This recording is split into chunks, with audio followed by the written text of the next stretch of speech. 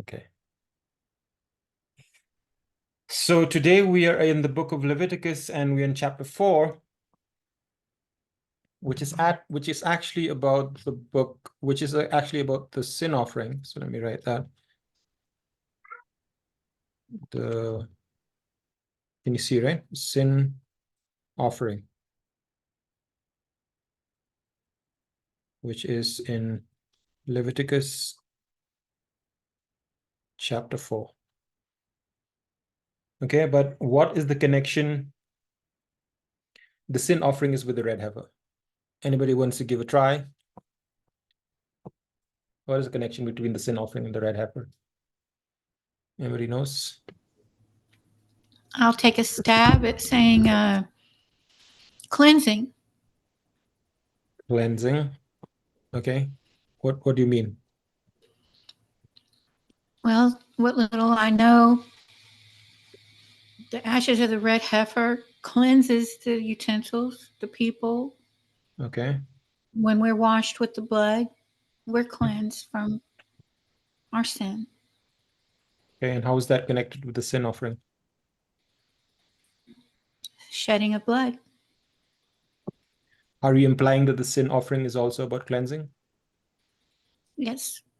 Okay, that's good. Very good point. Anyone else has an idea? Red heifer is rare. Red heifer is rare, correct? So how is it connected to the sin offering? The cleansing is very rare. I Sin don't know. offering is not necessarily rare, but good try. Okay, so who remembers the Hebrew word for a sin offering?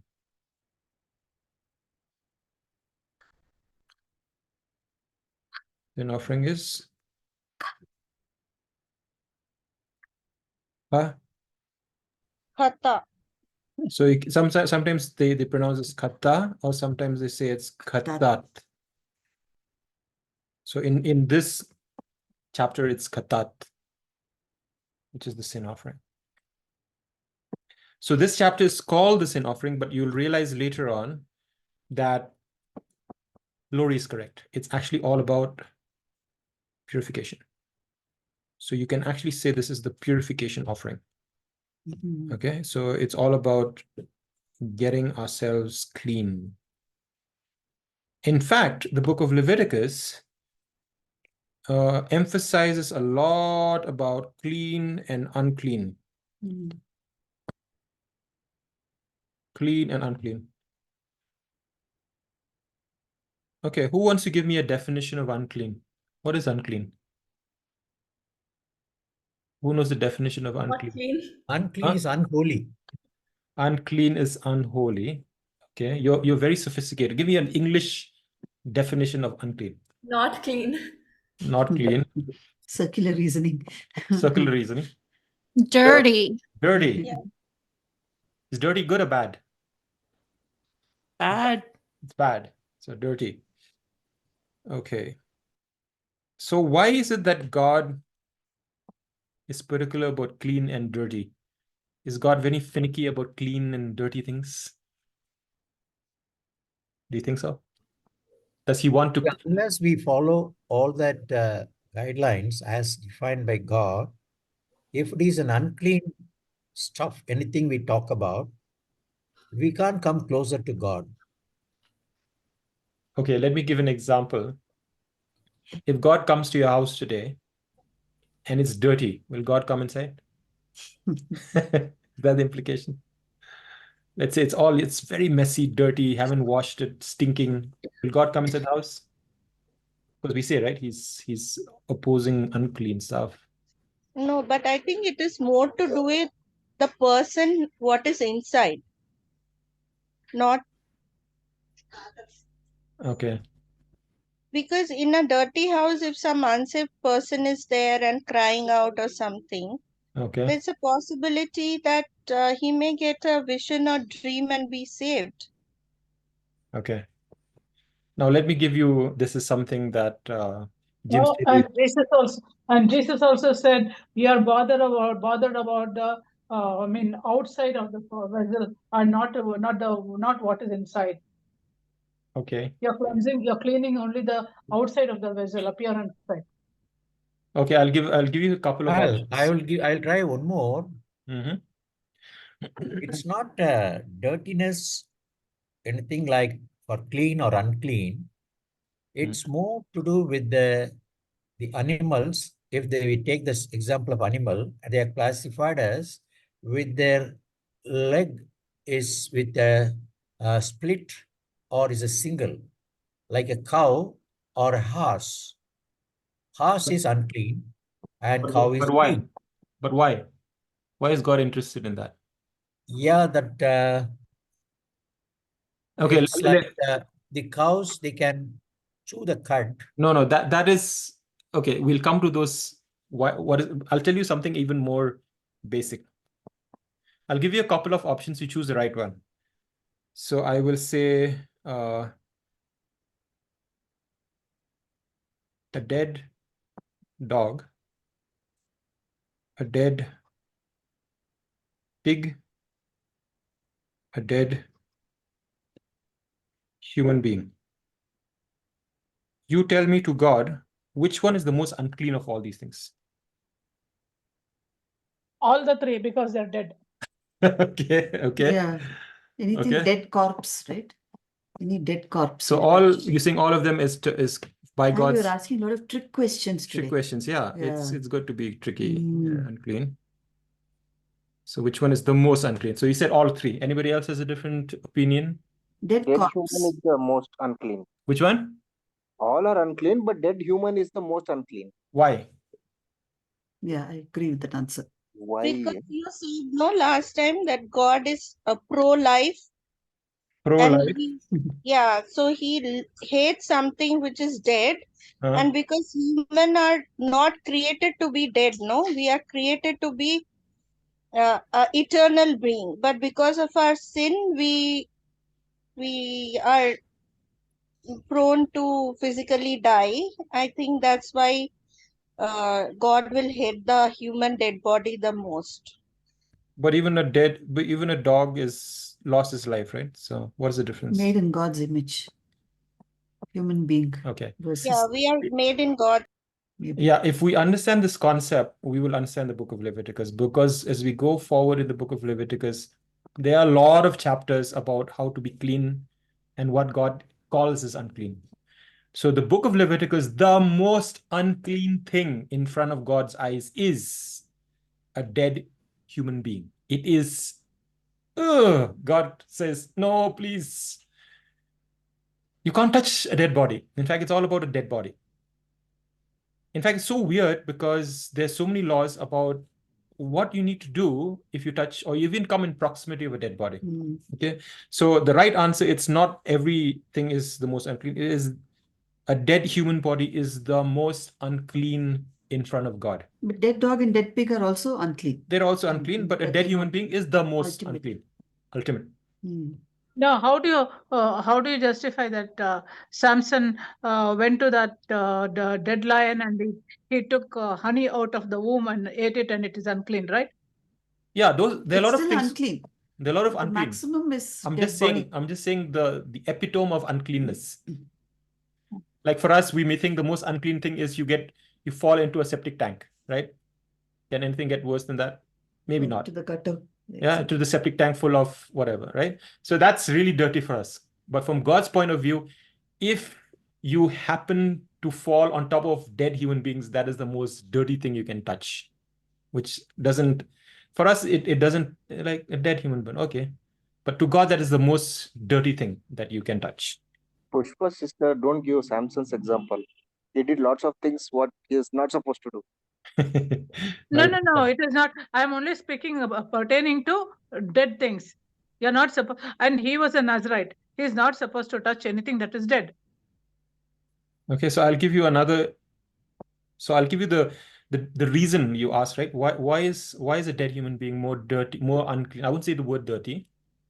I'll say unclean. Unclean in sense of ritually unclean. Mm. Not sinning unclean, because when we think of unclean spirits, we think of evil spirits. This is not about evil. This is about being ceremonially unclean. Okay, so a dead human being, if you touch a dead human being, a corpse, you become ceremonially unclean. So why is a dead human being more unclean than a dead dog? Is because a human being has more capacity for life than a dog or a cat or a pig, because a human being is meant to be in the image of God, like she said. For example, when we go later on in the book of Leviticus, you will find then a woman, when she gives birth to a son, she becomes unclean for how many days? For 7 days. For 7 days, and then she has to wait for another 33 days, for a total of 40 days.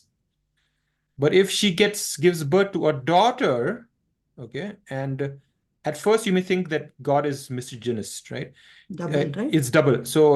So she becomes unclean for 14 days, and she has to wait for another 66 days, which becomes a total of 80 days, which is exactly double.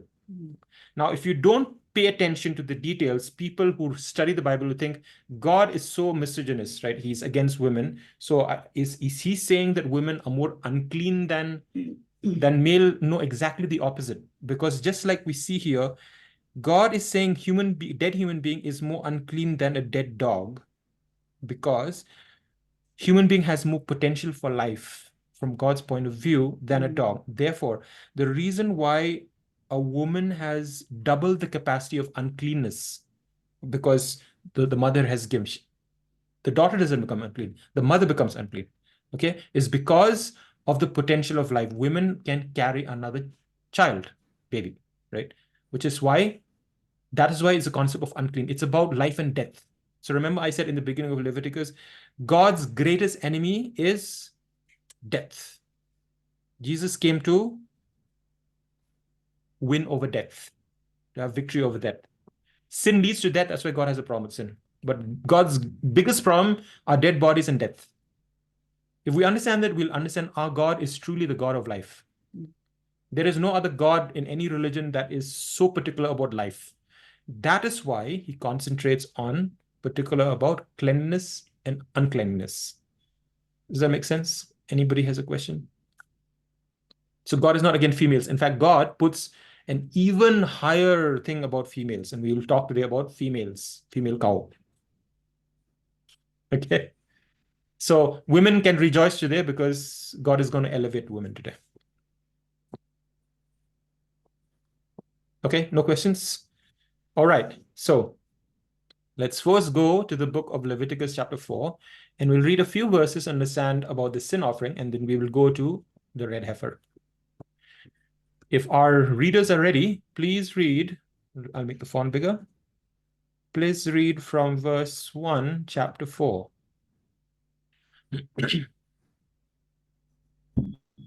Now the Lord spoke to Moses, saying, Speak to the children of Israel, saying, If a person sins unintentionally against any of the commandments of the Lord in anything which ought not to be done, and does any of them, if the anointed priest sins, bringing guilt on the people, then let him offer to the Lord for his sin, which he has sinned, a young bull without blemish as a sin offering. He shall bring the bull to the door of the tabernacle of meeting before the Lord, lay his hand on the bull's head, and kill the bull before the Lord. Then the anointed priest shall take some of the bull's blood and bring it to the tabernacle of meeting. The priest shall dip his finger in the blood and sprinkle some of the blood 7 times before the Lord. In front of the veil of the sanctuary, and the priest shall put some of the blood on the horns of the altar of sweet incense before the Lord, which is in the tabernacle of meeting. And he shall pour the remaining blood of the bull at the base of the altar of the burnt offering, which is at the door of the tabernacle of meeting. Now watch what happens from here. Look at verse 8. Oh, okay, after this actually, not done. Continue. Verse 8. Verse 8. Continue. Verse 8.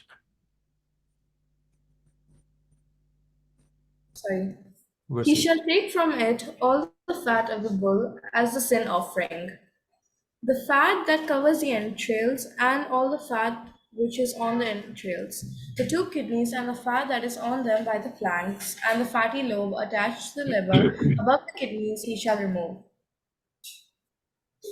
As it was taken from the bull of the sacrifice of the peace offering, and the priest shall burn them on the altar of the burnt offering. But the bull's hide and all its flesh, with its head and legs, its entrails and offal, the whole bull he shall carry outside the camp to a clean place, where the ashes are poured out, and burn it on wood with fire. Where the ashes are poured out, it shall be burned. Okay, stop there. Now, if the Okay, fourth okay, stop there. Thank you. So now we're going to talk about the specifics about these sin offering. You'll notice that the sin offering is very similar to the burnt offering. Okay, so it's very similar to the burnt offering in that you basically have to kill the animal, and you have to basically take out the blood and sprinkle the blood. The difference is that for the sin offering, like for example here, it starts first when an anointed priest sins. And in fact, there are many, depending on who is sinning, you have to give different offerings. So first is the anointed priest. The next is if all the people sin. The next section is if a leader sins. And the next one is if an individual sins. Okay. The first that we're going to talk about is if an anointed priest. Now, the anointed priest, some people say it's just any priest, or it could be the high priest. And I'll tell you, it's actually about the high priest. So let's talk about the first guy. So if the high priest sins unintentionally, that means he didn't sin intentionally. If he makes a mistake and sins before the Lord and he messes up the instructions of God, he has to bring what animal? What did Anaya read? And Abijah read? What animal has to bring? Bull. He has to get a bull. You know what's bull? You know what's a bull? A male cow. A male cow. Okay, a male cow. A male cattle. What he has to do? He has to kill this animal, but he has to take the blood. He has to go, this time, unlike the burnt offering, because he's a high priest, he can go inside the tabernacle, inside the temple, and he's going to sprinkle that blood in front of the veil. You know what's the veil? So let me bring that picture to you. So to remind ourselves, how does it all look? So let's see if I have that. Okay, I don't have that picture. Okay, anyway, so if you remember that, let me try to draw the tabernacle. Okay, so let's assume that this is the tabernacle. Okay, so somewhere here is the veil, and inside this, behind this room, is the Ark of the Covenant, where the mercy seat is. And this veil separates this is the veil that separates the holy place From the holy from the most holy place. Just in front of this veil is this incense altar. Okay, so it goes like smoke. So till now, what we have seen is that there's a bronze laver here where people wash their hands and feet.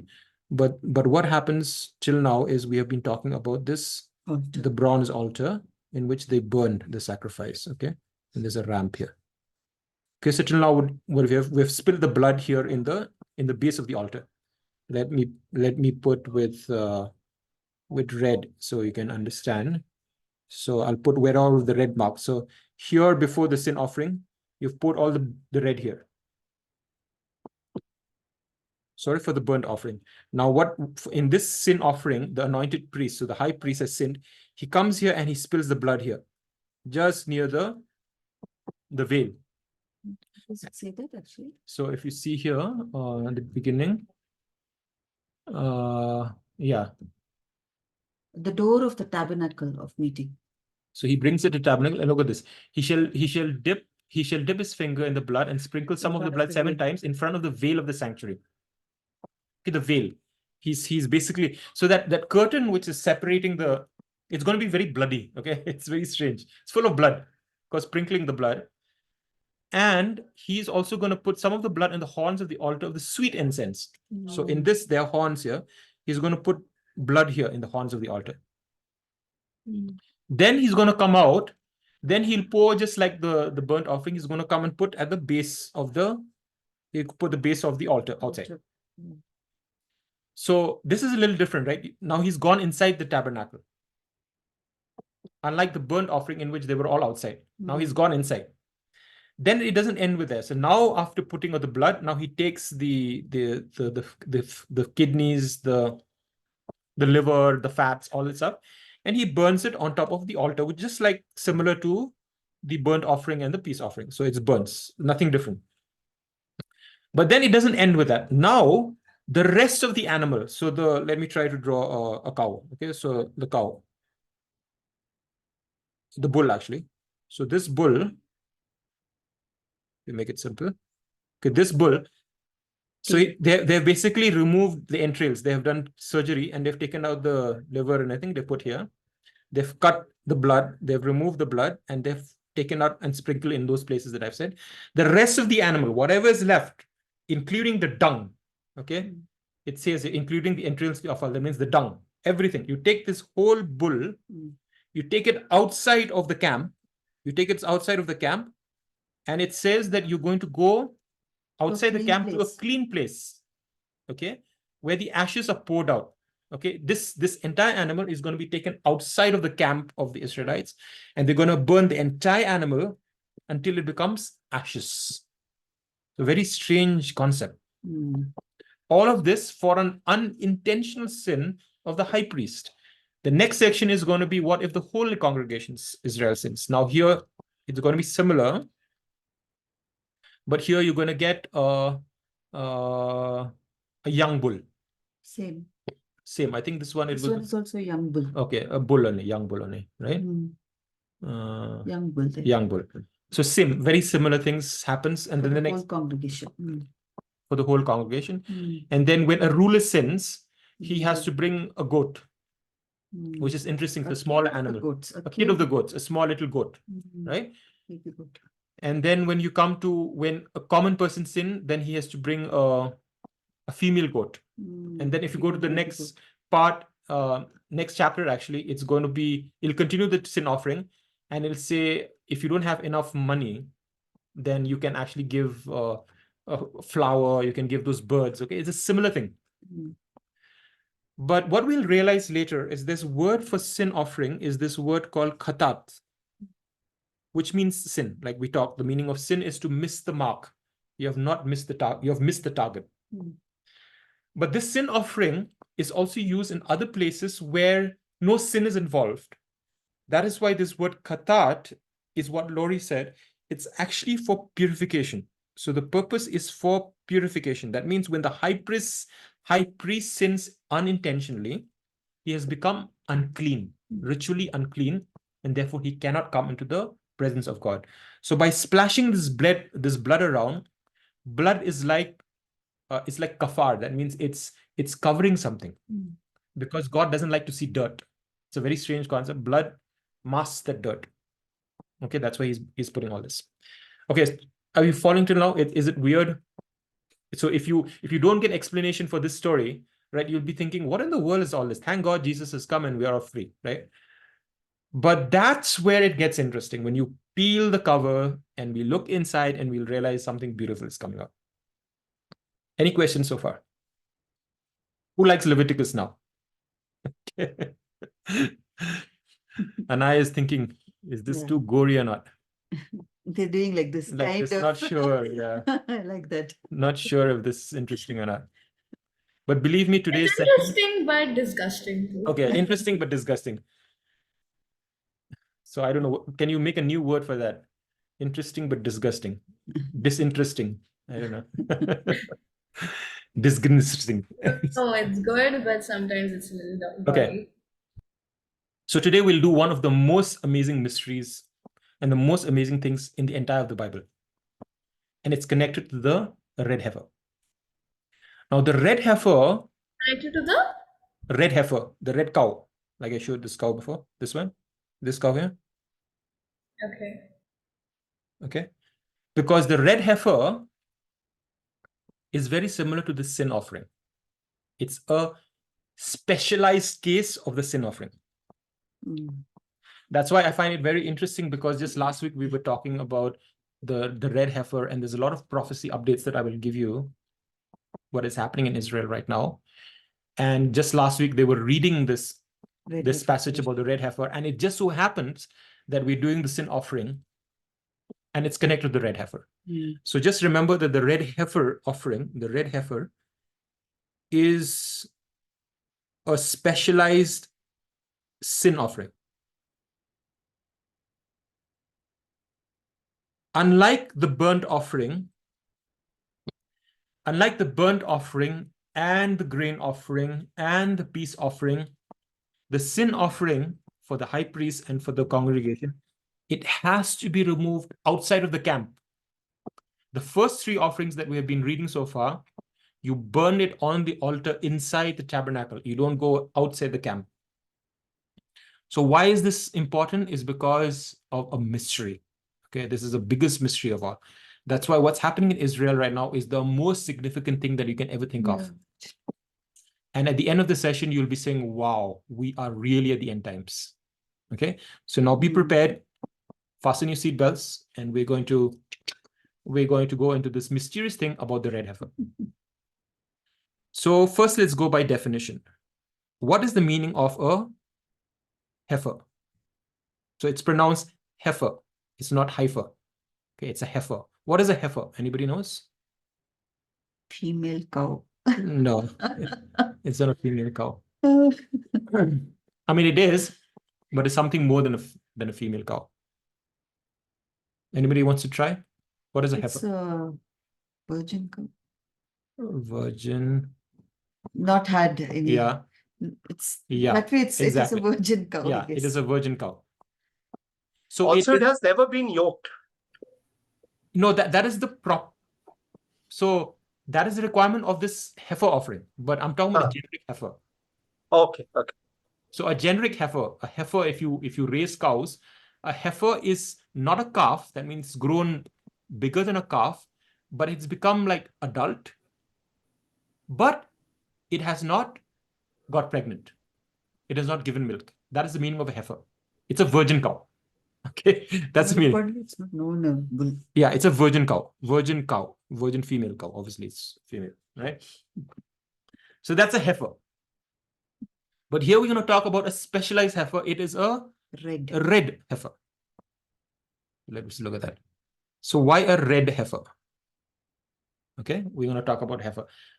For that, we will have to go to another place in the Bible, and we should know that very well. It's in another book in the Bible that talks about the red heifer. No. It's in Numbers. Numbers. Anybody knows the chapter? It's in Numbers 19? chapter 19. Very good. So are the girls ready to read? We're going to read one very interesting chapter called The Mystery of the Red Heifer in Numbers chapter 19. Okay, see this? It's about purification. It's all about what Lori said. It's all about cleansing. But I'm not talking about being dirty. This is about ritually clean and unclean. Now, Anaya and Abijah, please read from verse 1. Now the Lord spoke to Moses and Aaron, saying, This is the ordinance of the law which the Lord has commanded, saying, Speak to the children of Israel that they bring you a red heifer without blemish, in which there is no defect, and on which a yoke has never come. You shall give it to Eleazar the priest, that he may take it outside the camp, and it shall be slaughtered before him. And Eleazar the priest shall take some of its blood with his finger, and sprinkle some of its blood 7 times directly in front of the tabernacle of meeting. Okay, stop. You'll realize it's very similar to what they do for the sin offering. Continue. Then the heifer shall be burned in his sight. Its hide, its flesh, its blood, and its offal shall be burned. And the priest shall take cedar wood and hyssop and scarlet, and cast them into the midst of the fire burning the heifer. Then the priest shall wash his clothes, he shall bathe in water, and afterward he shall come into the camp. The priest shall be unclean until evening. And the one who burns it shall wash his clothes in water, bathe in water, and shall be unclean until evening. Then a man who is clean shall gather up the ashes of the heifer and store them outside the camp in a clean place, and they shall be kept for the congregation of the children of Israel, for the water of purification. It is for purifying from sin. And wash his clothes and be unclean until evening. No, and the one It shall be was Yeah, read from verse 10. And the one who gathers the ashes of the heifer shall wash his clothes and be unclean until evening. It shall be a statute forever to the children of Israel and to the stranger who dwells among them. He who touches the dead body of anyone shall be unclean 7 days. He shall purify himself with the water on the 3rd day, and on the 7th day, then he will be clean. But if he does not purify himself on the 3rd day and on the 7th day, he will not be clean. Okay, you can stop here actually, because it's a very strange set of lot of things you have to do, clean, unclean, you have to mix with water and a lot of things. This passage about the red heifer for the Jews is considered one of those laws that are unknowable. They have no idea what this means. They can't figure out, why did God give this law? It just made no sense. So there are a couple of laws in the Jewish law, in the Old Testament, that the Jews say, I don't understand why God has asked. For example, the dietary laws. Jews actually don't understand why it's... We as Christians try to make some meaning to it, like what Dotsie was saying, chewing the cardinal. For the Jews, they say, we don't really understand. This, about the red heifer offering, is considered by the Jews as the most mysterious of all. They have no idea what it is. In fact, I think in the Mishnah or the Talmud, King Solomon said, of all the laws that God has given in the Old Testament, in the Bible, he said, I cannot figure this one out. It's the only law where he says, I just don't understand what this means. So that means what we're dealing today and the insights that we glean today is actually revelation that Jews have wanted for all centuries. It is the most mysterious. It is the most important offering for compared to anything else. And it is the offering that Christians should understand the most. This is the most important offering compared to everything we've ever read before. If you felt the burnt offering was nice, we were so amazed by it. If you felt the mincha offering was so amazing, if you felt the peace offering was so amazing, be prepared. This offering is the best of the lot. Okay, and that's why what's happening in Israel right now is the most important thing ever to have ever happened for many years. And what is happening, Al, in Israel? And what is happening in Israel is they have got, and we talk about the qualifications of the red heifers. They got 5 red heifers into Israel that are qualified. 1 has been disqualified, so you have 4 red heifers now that are already above 3 years old. That means this red heifers, one of the qualifications is they have to be somewhere between 3 and 4 years old, which is exactly the age of these cows now. Okay, and I'll talk more about that later. But I just want to say that the times we're living in, the fact that we're doing this study, the fact that everyone around the world who understands prophecy is studying this, is the most important thing you will ever need to know about prophecy. Al, it says here Eliezer the priest, right? Exactly. Is there a priest who's going to offer probably? Yes. Have they already identified? Yes. Looks And the like, priest is yeah. also ready. Yeah. I shared that message. Yeah. So now we could talk about the mysteries. Before that, anybody has a question? Why did I go to the red heifer? Because it's connected. It's a subset of the sin offering. It's a type of a sin offering. Because unlike the other offerings, this one has to be burnt outside the camp. And it says the red, I think she read, if we go down, that it is for the purification of the entire camp, right? For the Purification of the congregation. Yeah, for the entire of the children. It's for everybody. For everyone. For the whole of Israel, the people of Israel. So if you had to do your Bible study by yourself, you read through this. If you read Leviticus 4, what Anai and Abijay read, and you read through Leviticus and Numbers 19, would you understand it? It makes no sense. Even Jews makes no sense. They don't understand what in the world is this about. But what is interesting is Leviticus 4, Uh-huh. it is for individual people, right? The first one is for the Yeah, high priest, yeah. then for the congregation, Yeah. then for the leader, So the then second one is for similar. the individual. Yeah, the second one is similar. The congregation, Yeah, yes. for everyone. Yeah. Yeah. But there, you go to you go inside also Hmm. for the high priest. But But here here, it has to be outside the camp, fully outside. always. Okay, fully outside You the don't camp. even bring it to the altar. Okay. To understand this, we have to go to Israel. Who wants to go to Israel with me? Okay, we need to go to Israel. Because we need to understand what in the world is happening here. I want to go. I want to go. You want to Yeah. go? Okay, we can't give you a ticket, but we will go virtually. Okay, today we'll go virtually. Because actually, when I was preparing this in the last few days, I had some preconceived notions and biases about where I think this is. But after doing a lot of research, I have to change some of my beliefs, and it may challenge you also today. Okay? It's a couple of beliefs we may have to throw away, or not throw away. We have to rethink. Okay, so let's start with the red heifer. So I said a red heifer is a virgin cow.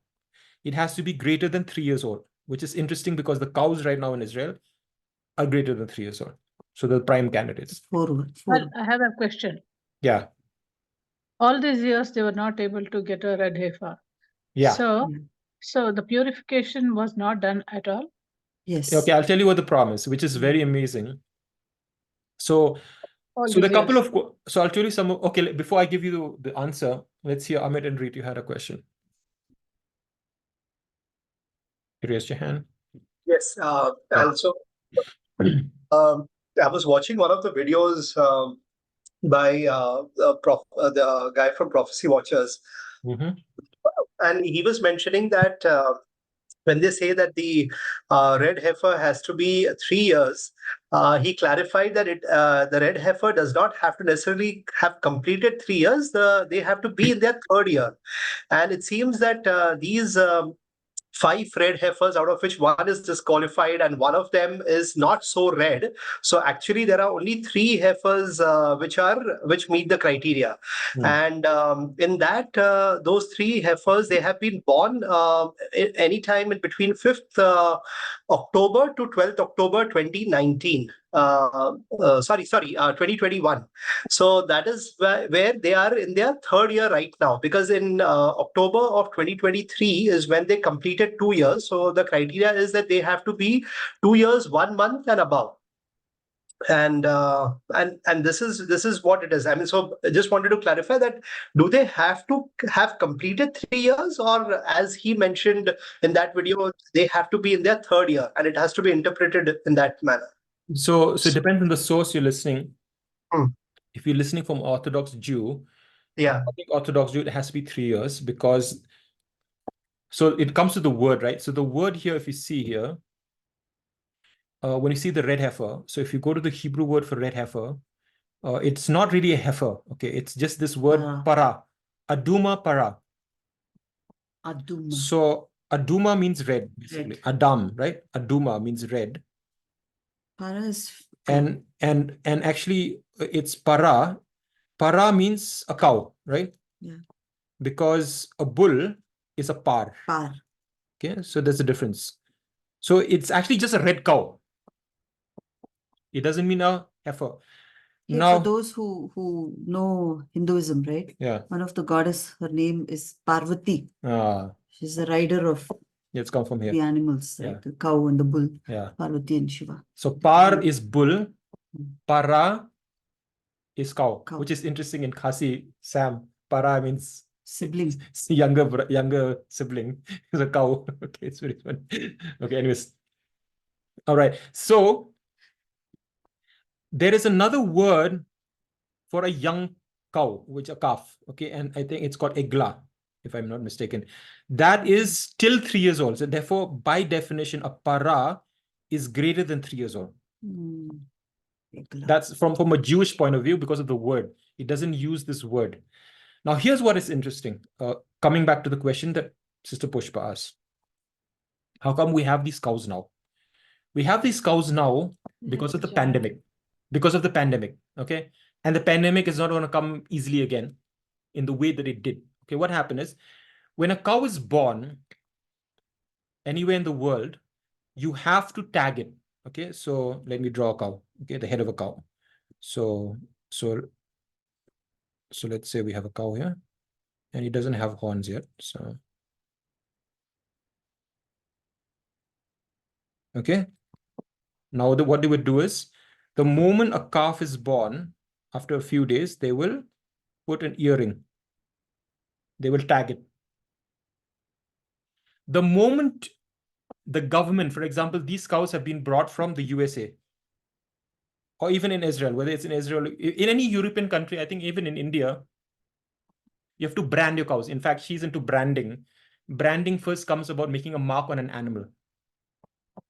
So you brand, so you tattoo the cow. You give it an earring, like just like you do for girls, right? You have to get an earring. It's not earring, it's marked on the hide. Yeah, I know. But I'm saying here, even this cow, this lady cow, girl cow, the lady cow will get an earring. Okay. But by girls are also laughing. Lady cow, okay. girl cow. Okay. Okay. So, female cow. But the moment you do that, according to the Jewish law, what happens is this becomes blemished. This is disqualified. That means any animal that is born in Israel or America, because of the government, you cannot get a red heifer because you'll have to violate the government. But then what happened in 2020, you know, the pandemic was happening. So there was a farm in the USA, in Texas, and this particular farmer was breeding Angus cows, which are red cows. Angus cows. Angus beef. And during 2020, the government official who was supposed to come with the machine to make holes in the ears, pierce the ears of the cow, he got quarantined. Okay. So he couldn't come and pierce the ears of the cow. And because of the lockdown, I mean, these cows grew up and, you know, they escaped that whole process. So because of the pandemic, these cows escaped that. Then the next thing was they had to move from USA to Israel, and you cannot import cattle between two countries. It's not allowed because of the custom laws. You cannot import cattle, but you can import pets. So these heifers have been imported as pets. House pets. House pets. So that's why what I'm telling you is amazing, because we've got a window of opportunity simply because of the pandemic. That's why we have cows in Israel who are not pierced. They're unblemished. And another criteria is because of the understanding of the Jews, this red heifer has to be entirely red. Only one hair is allowed, right? Only one hair is allowed to be white. Non-red. Non-red, yeah. Could be black or white or whatever. If you get more than one, which is not red, disqualified. So imagine every day of that cow's life, you have to go and check every part of the body. I was saying how these guys have to go, no? This priests, this thing, they'll go with all kinds of magnifying glass to check like this, like this. Imagine a grown cow, as if it will allow them. They said half the time they're being shooed away by these cows. Like, oh, just try to do that. Anaya, just try to do it on Abhija's head. Try to find every hair. Imagine if you do for the entire cow, right? That's just a head. A cow has got huge hair all over the body. How do you do that? But that's what they need. And they found, like what Amit said, they found initially 5. One has been disqualified. I didn't know about this third one. But the fact that they even have qualified cows that are of the right age is a miracle. After so many thousands of years. Cows already, right? And if they name the cows also. This is a big thing. Because to make the third temple and to have the sacrifices again, they need to have the ashes of the red heifer. Okay, so what we have now is a miracle. Now let's come back to the red heifer and what it means to us. Any questions? The disqualified red heifer will not be sacrificed. Yeah. Yes. So it's happy. It's a happy cow. What did it say? Huh? Moo. Bal bal bach gaye. Oh, bal bal bach gaye is like a Hindi phrase for escape by. It'll make happy music. By the strand of a hair. It'll make happy music. Okay, anyways. Escape by a hair strand. So what we have in the situation in Israel now, People don't understand it. It can't come easy. It's very first difficult to get a really pure red cow. It's very difficult to get a cow that is not pierced because of government laws. And the fact that they've brought it to Israel and they have got a qualified priest. And the priest, one of the qualifications which I sent in the WhatsApp, the priest who's going to cut this cow has to be born not in a hospital, because according to Jewish law, a hospital is a place for dead bodies. Okay, people can die there. So all of us, if you've been born in a hospital, you're ritually unclean by Jewish standard. Okay, so if you should be born in a house. Okay, so I don't know how many of you have been born in a house, but most of us are ritually unclean by Jewish standards. So this boy, this priest, he was not born in a hospital, so he's clean. Not only that, he has never ever gone to a funeral. Okay, he's never been near a dead body. I think the Kohens, the Levitical line, they know what is required of the priestly line, right? So they would have from childhood decided this is what we need to do. So we've got the uncle. You think they actually, I mean, on purpose it was done? I believe. Yeah. On purpose for what? The priests? No, that we be home based and everything. Yeah. Really? They do. They live like because that. They every Jewish woman is waiting for the Messiah to come through her. Yeah, so they train the Levites in Israel. They're trained. The Levites made sure they don't go to hospital. They don't touch dead bodies. Uncle, but what if like a close member dies and they won't they go. still continue? They don't go. In fact, they have some laws. I think depending on laws, I think for some people, only like close family is allowed, like father, mother, sister, but nothing else. They even were talking, right, that if you keep the body in a room, if you're inside the same room, you are unclean. If there's a wall that separates you, you're clean. So there's some laws. Some laws. You can be above a dead body, you can't be below it, or you can't be at the same level. We'll talk about that. All that matters. So most of the morgues are usually, that's why basement. So that's why when they transported these cows, how come they are allowed to put in the plane? Because if you put in a plane, if there's a dead body, the dead body has to be put in the cargo. So I think they brought these cows in a way such that that plane didn't have a dead body. There's so many laws. Remember I was telling at the beginning, if you come in contact with a dead body, it is the most unclean thing. So from a Jewish perspective, a hospital is a very unclean place because it has dead bodies. Okay? So next time you go to a hospital, you can think about that. That's why the Jewish circle, they have that, what is that group called? Zaka? They're the ones who come, and if there are some dead bodies around, right? Like if there's a terrorist attack, all those, they're the ones who go and pray and treat the body with respect, wrap and bring out. Whenever there's any crime against Jews, any death, right? Those kind of things. They'll go and absolutely honor those bodies. Let it sink in. The fact that they are potential red cows, and which qualifies this law for the red heifer, and there's a qualified priest who is ritually clean, and they're of age, these cows, and they're in Israel, it means that getting the ashes of the red heifer to purify the coming temple is at hand. If they have that ready, they are almost ready to build the third temple. Oh, and remember, we thought the third temple, how long will it take to build the third temple, guys? Yeah, not about the third temple, about when the temple sacrifice can start. They said they all need an altar. They don't need the full structure of the temple to start the sacrifices. Yeah, but you remember this, he showed this. Exactly. For the altar, he said it's not 3 years to build, it's not 3 months, it's not 3 weeks, it's not 3 days, it's 3 hours you can 3 hours, they'll assemble it.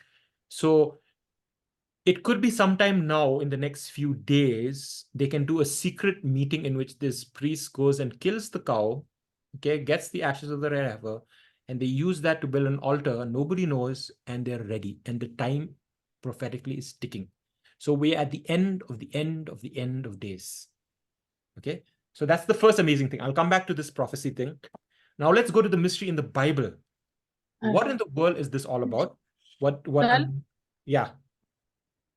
If they have been raising sheep without any blemish for a Passover, why they were not able to breathe a heifer in Israel? Why you can't breed what? These cows in Breed Israel? in Israel. Why Yeah. did they manage to? Red Heifer. Because Israel. it's very, very rare to get these kind of species. So what happened after the temple period, because people have not kept these species of cows, they became extinct. So they weren't available around in the Middle East anymore. In Israel. In Israel, these cows are not available. So in the last, I think from 2017, the Temple Institute has been looking for these cows because they're not available there. It's a rare species to get a fully red cow. Have you ever seen a red cow? Have you ever seen a pink elephant? No, so it's rare. Okay. So it's rare. Strangely, farmers in the USA, because they have been doing breeding and they have managed to get these. And these farmers are probably Christian. They're Christians. Yeah, they're Christians, so they know what is needed. So that's why they were breeding. So God has raised up Christians in the USA to make this prophecy fulfill. Yeah. It's an amazing time. So it's a very rare. So that's the answer. The answer is they're not available. You don't get to see pink elephants around, right? So it's a very rare thing. Fully red cow. Have you ever seen a fully red cow? Not only the fur has to be red, not only the hairs have to be red, the hooves have to be red, the eyelashes have to be red, everything has to be red. Okay. So it's a very red cow. Fully red. Actually, not red, it's brownish red. Okay. It's a brown cow in a way. It's a brown cow in a way, but it's a reddish brown. Yeah. But it's a very rare. It's a different kind of brownish red, no? Yeah, it looks more beautiful color, actually. It's a beautiful color. Let me show you that again. Actually, you should show the real yeah. cows which are there. Yeah. Is there in that video? Okay, let's go. Very velvetish, you know? It looks like it's a velvet feel. When you look at it, soft and velvet. Okay. So far, Palakshi has been quiet. Now I think she may speak up because we're going to go to the most amazing part. Okay. So remember what that Eliezer the priest has to do. Eliezer, you know who's Eliezer, by the way? Aaron's son. Aaron's son, yeah. It's Aaron's son. So usually the priest who carries out the sacrifice is usually the son, the eldest son of the high priest. But now we don't have a high priest. So the law's understanding is that it doesn't necessarily have to be the son of the high priest. It could be any priest. Okay, so that's why we have that boy who's ready. So what you have to do, so unlike the other offerings, unlike the burnt offering, the peace offerings, you don't drain out all the blood for the red heifer. You just kill it. You just slaughter it. You just take a little bit of the blood. So you would take with the right hand, you cut it. You take with the left hand, you catch a little bit of the blood. Then you take the blood and you sprinkle it towards, look at the verse that it says here. You sprinkle the blood 7 times directly in front of the tabernacle of the meeting. But this is done not inside the camp. It's outside the camp. So how do you do it in front of the tabernacle but outside? That's the mystery that I will talk about. Once you have that sprinkling in front of the tabernacle, then you'll burn everything, the blood. Unlike the sin offering, unlike the other offerings, you don't drain out the blood. You burn the blood also. You burn everything. You burn the hide. You burn the excrement. You burn everything. Everything you burn totally. Okay. This is not a sweet smelling aroma to the Lord. This is a different kind of offering for a different purpose. Once you have burned everything, then you get the ash of that cow. In fact, the Jews, what they do is they take poles and they beat up everything else that has not burned properly and they squash it until it becomes everything ash. And they collect that ash, and that ash can be used where they mix it with special water, okay, holy water. They need little bit ash. Little bit ash. And a lot of water. By the way, when they're burning, they're going to burn it with a couple of things. Firewood, right? They're going to burn it with a couple of ingredients. Look at this. They're going to burn it with cedar wood. Maybe right. Yeah, they're going to burn it with cedar wood. That's why this is a mystery. With cedar wood, they're going to burn it with hyssop, and they're going to burn it with scarlet. Okay, they're going to burn plus red cow. Equal to ash, cow ash.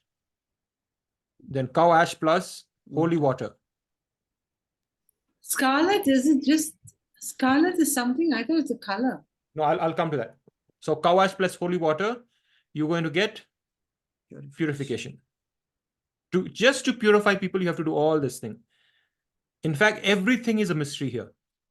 Everything will talk about mystery. That's why it's very, very crazy for the Jew. They don't understand. We get to understand because we are believers. That's why the revelation that we're going to talk about today, the Jews don't get it. The Jews will not buy it. We believers will get it. The holy water has to be from a specific place. Guess from where? The holy water has to be from the Gihon spring, which is under the river, under the city, but actually it's from a special pool. It's called the pool of Siloam.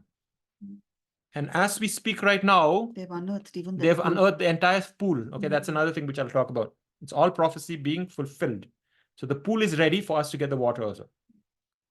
So everything I'm telling you in the next few days, I don't know what When also. we went to Israel, it was still being unearthed. Yeah, it's still they haven't dug. We went only down some steps. We got some 4-5 flight of steps. Yeah, that's it. Now they have dug the entire thing. The entire thing. I'll come back to that. Wow. But now let's talk about the mystery about all of this. Why did God make this strange way to purify people? And this is an alternative to purification. Because if you go to the book of Leviticus, there are many other ways to purify. Like I told you that you can go to the pool, wash with water, or you can give this offering. Like in the sin offering, you need to do this. You need to go inside, give to the priest. There are a lot of things to purify, but this one is like the magic balm. It's like the magic ingredient to make everybody. It's like the best soap in the market. The Red Heifer is the best soap in the market. Think of the best soap that you ever use. This is the best soap, the red cow. The ashes of the red cow is the best soap ever to make you clean, to make you acceptable before the Lord, especially if you touch a dead body. If you touch the dead body, this is the magic ingredient, the ashes of the red heifer, which is strange. What has this got to do with us? Okay, here's the revelation. The revelation is like this. Why is it red? Here's what I found. Okay, this is very interesting. So when the red heifers were brought into Israel, the people who got the most scared of what's happening, you know what? The Muslims. The Muslims got very scared. In fact, October 7 last year, there was an attack, right? On Israel. Gaza, Hamas. This year, many months later, Hamas said, 100 days later. 100 days later, Hamas said the reason they did the attack on Israel is because they came to know that the red heifers are there in Israel. Can you imagine? Where? Huh? They're in Shiloh, where the tabernacle was first brought. Yeah. Okay, so now just think of it. Enemies are shivering because the red heifers are in Israel. They attacked, according to them, they attacked Israel because the red heifers are there. Now Hezbollah from the north is saying, we heard that the red heifers are there. They came to know about the conference they had in Shiloh, and they said, we need to attack the red heifers. We need to kill them. Why? Because to them, this is prophetic. So it's all about the red cow. Now the Jews are trying to make sense. Why did God ask them to sacrifice a red cow? So according to Jews, I told you, to them it's a mystery. So some Jews, some rabbis, trying to make sense of this, and they're saying this is to undo the golden calf. But that's not the answer. It's not the answer. I'll tell you what the answer is. Which is strange in the red heifer, because if you see most of the other sacrifices, it's always male.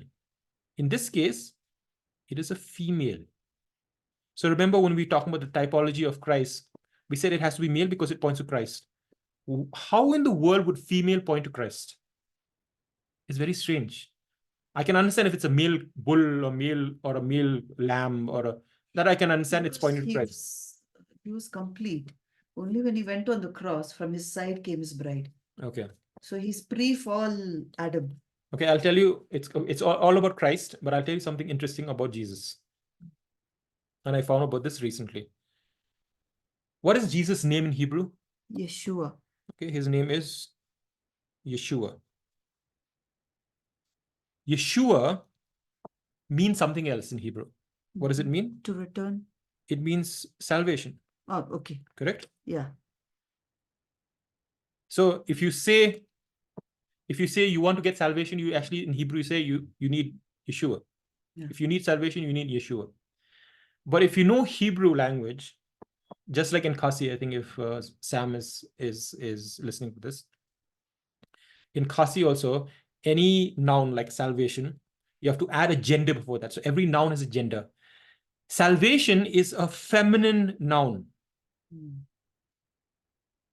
So much so that Orthodox Jews says it's impossible for Jesus to, his name is Yeshua, because Yeshua is a lady's name, because it's a feminine noun. It's a very strange thing. It's a feminine name. It's not a feminine name, but the noun, the root word for salvation is a feminine noun. Okay, Yasha. Is Yasha. Yasha is feminine. It comes from that. Okay, now here's another interesting. Remember I told you when a woman gives birth to a daughter, she's more unclean. Not because the daughter is unclean. It's not because girl child are not wanted. No, in the biblical point of view, she has more capacity to life. So she is even more unclean when something deals with life and death. Because she gave birth to one of her kind. Of her kind. Okay. It's a female. So here we're going to deal with a female cow. A cow is a female. Okay, redundancy. Why is it a female? Why is this the epitome of sacrifices? This red heifer sacrifice is the best example of the sacrifice of Jesus.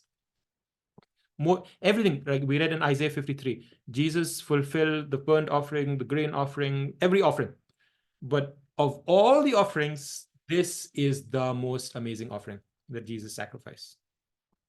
Because some skeptics will ask, how can you say that Jesus sacrificed like the Levitical offerings? He was not cut into pieces. They didn't take out his liver. They didn't take out his kidney. They didn't spill his blood. They didn't drain out his blood. Okay, he was not killed inside the temple area. He was killed out. So the one that fits the most is this red heifer. Now let's look at why it's red first. Remember I said the Muslims are very scared of this red heifer. I found out in the Quran has a scripture about the red heifer. Actually, not about the red heifer, about the heifer. About the heifer. Okay, and I'll show what the Quran says about the heifer. Okay, I'll show you a verse in the Quran and how Satan has corrupted this place, because Satan is really scared of the red heifer, because the red heifer is very important. So I'll show you. Let me bring up a browser here. I'll write Quran. And there's a verse. It's not a red heifer, but it's a yellow heifer. Okay. You can see it here. Let's read from Quran. Okay. This is what it says. Can you read? I don't want to read because it says No, can Allah read. and all. No, can you read? But because we'll see. Okay. And remember when Moses said to the people, Allah commands you to sacrifice a cow. They replied, are you mocking us? Moses responded, I seek refuge in Allah from acting foolishly. Not I know. Yeah. All fake. Yeah. They said, call upon your Lord to clarify for us what type of cow it should be. He replied, Allah says the cow should neither be old nor young, but in between. So do as you are commanded. They said, call upon your Lord to specify for us its color. He replied, Allah says it should be a bright yellow cow. Yellow cow. Pleasant to see. Okay. So, okay, let me bring this out.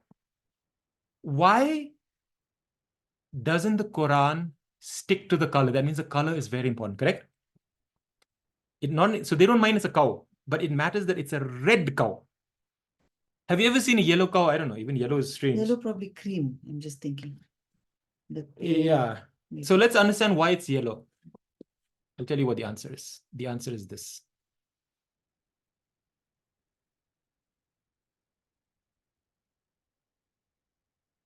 What else? What's the question? Why is the cow red? This is the answer. Can you see? This is from the picture from the Passion of the Christ. It's symbolic to the blood of Christ. Yeah. When Jesus was sacrificed, he was red. He was red completely. He was beaten from head to toe. He was covered in his own blood. That is what the combination of the red heifer. So imagine, if it is yellow, it makes no sense. In fact, it sounds like jaundice to me. Because this has to be atonement. This is about Jesus. So Quran is making a mockery of this, actually. Yellow cow. No, this is about the blood. This is about Jesus. So now you'll understand where I'm going with this. This is about the sacrifice of Jesus at its highest point. It has to be completely red, because this is a picture of the sacrifice of Jesus Christ. Okay, now it's going to get a little sober, okay, because we're going to go to the mysteries. Any thoughts so far? a red cow. It has to be red, not yellow, not turmeric. Okay, so let's come now back to what the girls have been reading. So remember, you have to burn everything. That's exactly what happened to Jesus. He was offered up completely his entire life. He was taken outside the camp, and I'll talk about the camp now. Now look at this. They have to mix cedar wood. Why cedar wood? Why Carry the cedar? cross. Yeah, carry the cross. Yes, some people say actually the cross was made of cedar wood. Possible. But actually cedar wood in biblical connotation, the cedar wood is something that doesn't go bad. It doesn't rot. So it talks about this preservation. It talks about life. It doesn't get spoiled. So that's one explanation. Let's look at hyssop. What is hyssop in the Bible? If you look at hyssop, hyssop is a shrub. It grows in a lot of places in Israel. So it looks like this. Let me show you hyssop. It looks like this, almost like lavender. And hyssop is a very good medicine. It's actually mentioned in the Bible. I think it's in Proverbs or Psalms. Psalm says, "Cleanse me with hyssop, and I will be clean. Wash me, and will be whiter than snow." It's all about purification. 51. So we have got another ingredient for soap, spiritual soap. That is hyssop. Okay, so that's the reason why this hyssop is added to this set of ingredients when you're making the ashes of the red heifer, because hyssop is, we read from Psalms 51, it is to cleanse, to make me spiritually clean. Now we're going to talk about scarlet, but before we go to scarlet, let me come back again, that Yeshua here in this symbology of the sacrifice, he doesn't take a male form, he symbolically takes a female form. Why? What is the difference between male and female? I know that's for the woke culture, definition of a woman is crazy, right? They don't even know. But what is the difference between male and female? Female has the capacity to birth life. So according to the Bible, a woman is more potential to be clean, or vice versa. It can be more potential to be unclean. Okay. So from that perspective, if a woman dies, she is more, her dead body is more unclean than a man's, because he has a potential for life. Yeshua, in the spiritual sense, when he died, he gave birth to us, correct? Because of his death, we get rebirth. We become born again because of his death. So he is, in a way, the female version spiritually. By his sacrifice, we are able to be born. Okay, it's a very strange. I'm not saying that Yeshua is female. I'm saying spiritually, this is the concept. That there is this concept of a female, and I told you salvation itself is a feminine noun. The root. The root.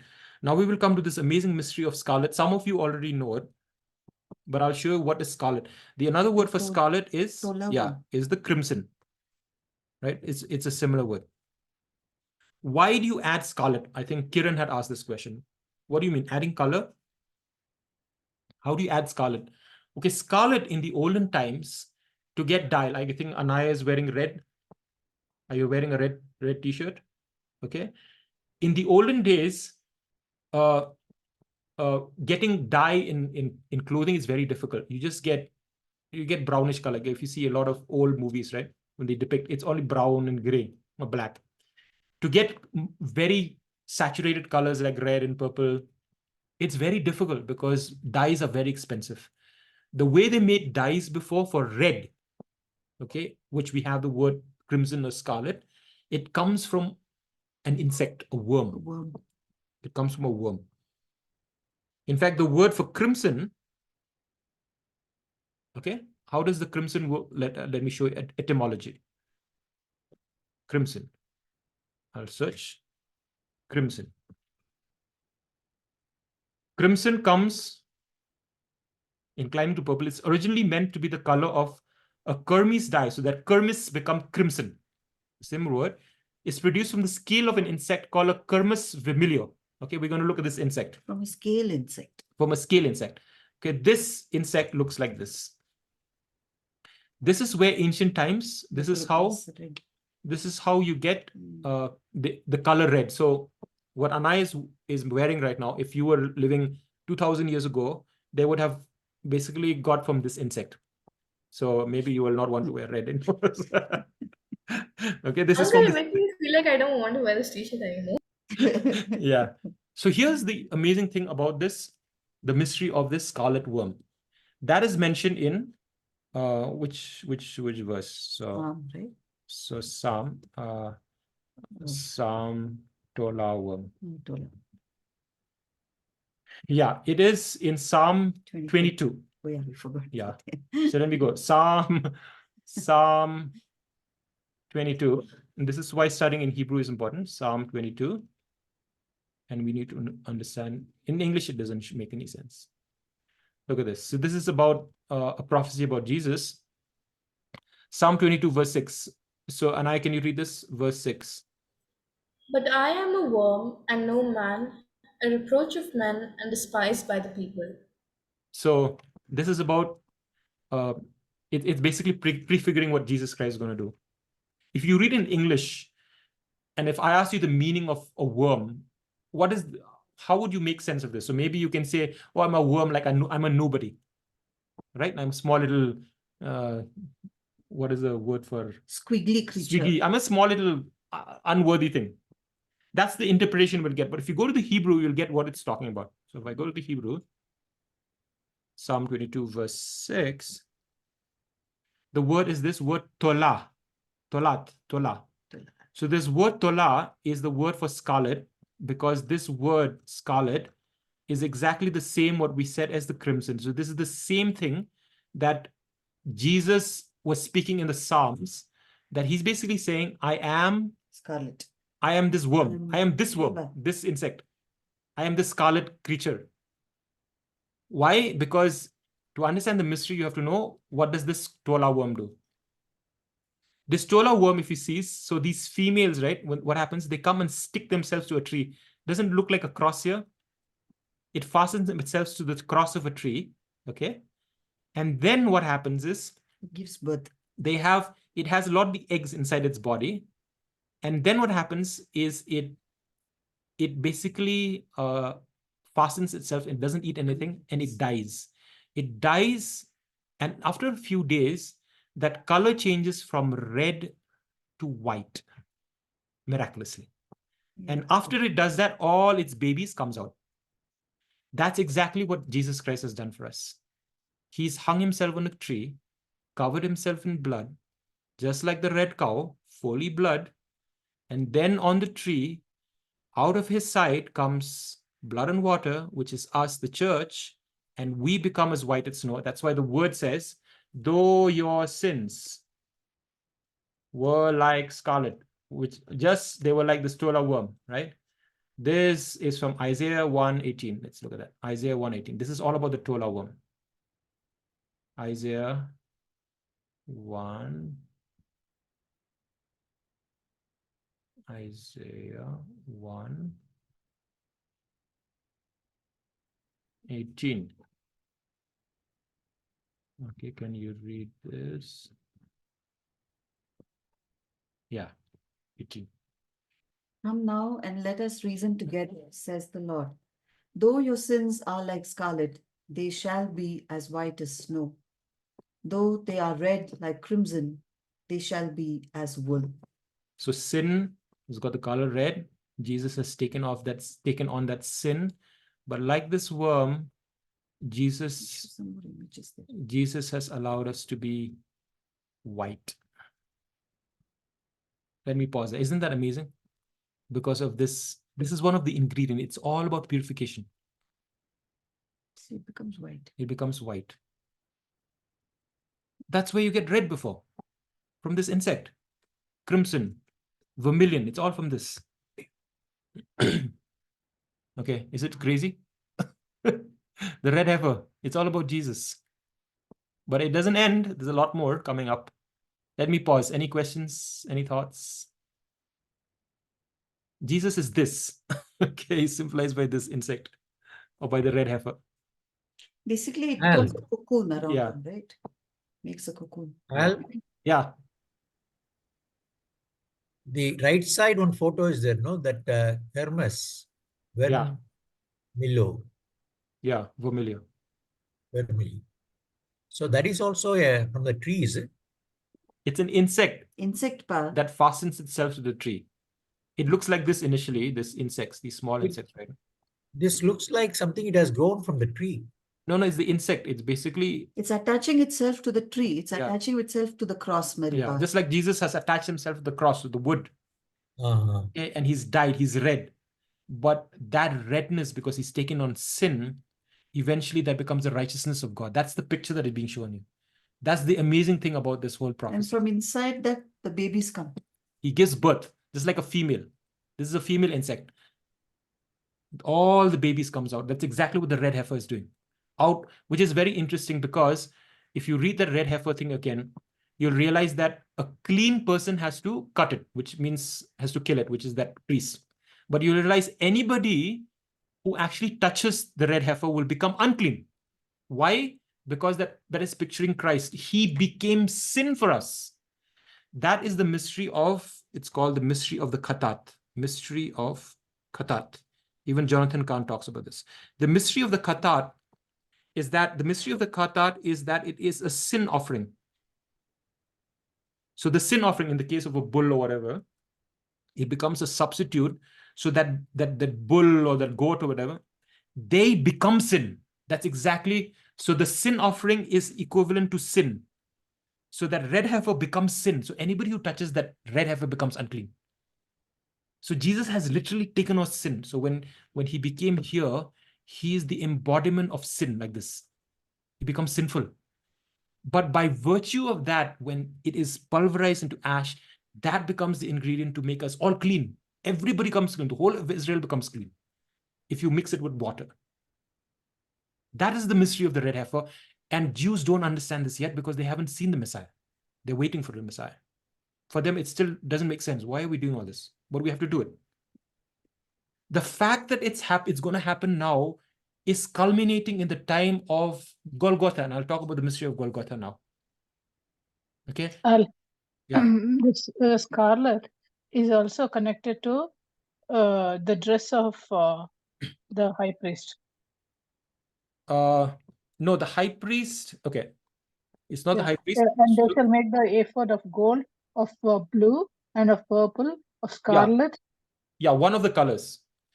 But more than that, do you remember when... That's a thread, isn't it? The scarlet becomes a thread. No, you remember when Jesus was mocked by the people. They put a purple. They put a purple. Let me show you that verse. So it says, depends on which gospel you're reading. Okay, let me look this. Jesus with a scarlet. Scarlet or purple, both. Yeah, scarlet robe, right? If you read in Matthew, it talks scarlet. Look at this. Matthew 27:28. It says, so let's go to Matthew 27, verse 28. It doesn't say purple. It says, it's actually more accurate to say, Matthew is more correct. Matthew 27. Hebrew at least. In Hebrew, yeah. Matthew 27, because he was fulfilling that red heifer. Matthew 27 and 28. This is all prophetic to fulfill the red heifer. 27, 28. So he was beaten up. He's full with blood now. And they put a scarlet. You saw that word scarlet, same red. He's identified with red because he's taken on sin. He's the sin offering. He's not just a sin offering. He's a specialized sin offering. He's the red heifer offering. So what is happening now to Israel? I just want to say, it's their time for the Messiah to come. In fact, they believe, a lot of Jews believe that the next heifer will be slaughtered by the Messiah himself. Of course, they don't know. But they say, okay, we don't have to wait for the Messiah. We're just going to do it because it's an instruction from God. We have to get it ready. But it's connected to Messiah. They also know that. That's what I'm saying. It's all about the red color. Okay, so now I'm going to share more stuff. Before that, anything else? Well, you also mentioned that the scarlet thread, when Joshua and the other guy who comes into the Israel, that is, he wants to find out what is there, whether it is Rahab. No, it's about Rahab. Caleb. Rahab, and there they mark it with a The scarlet thread. Scarlet thread, yeah. Throughout the Bible, it's that concept where we get redemption through a scarlet.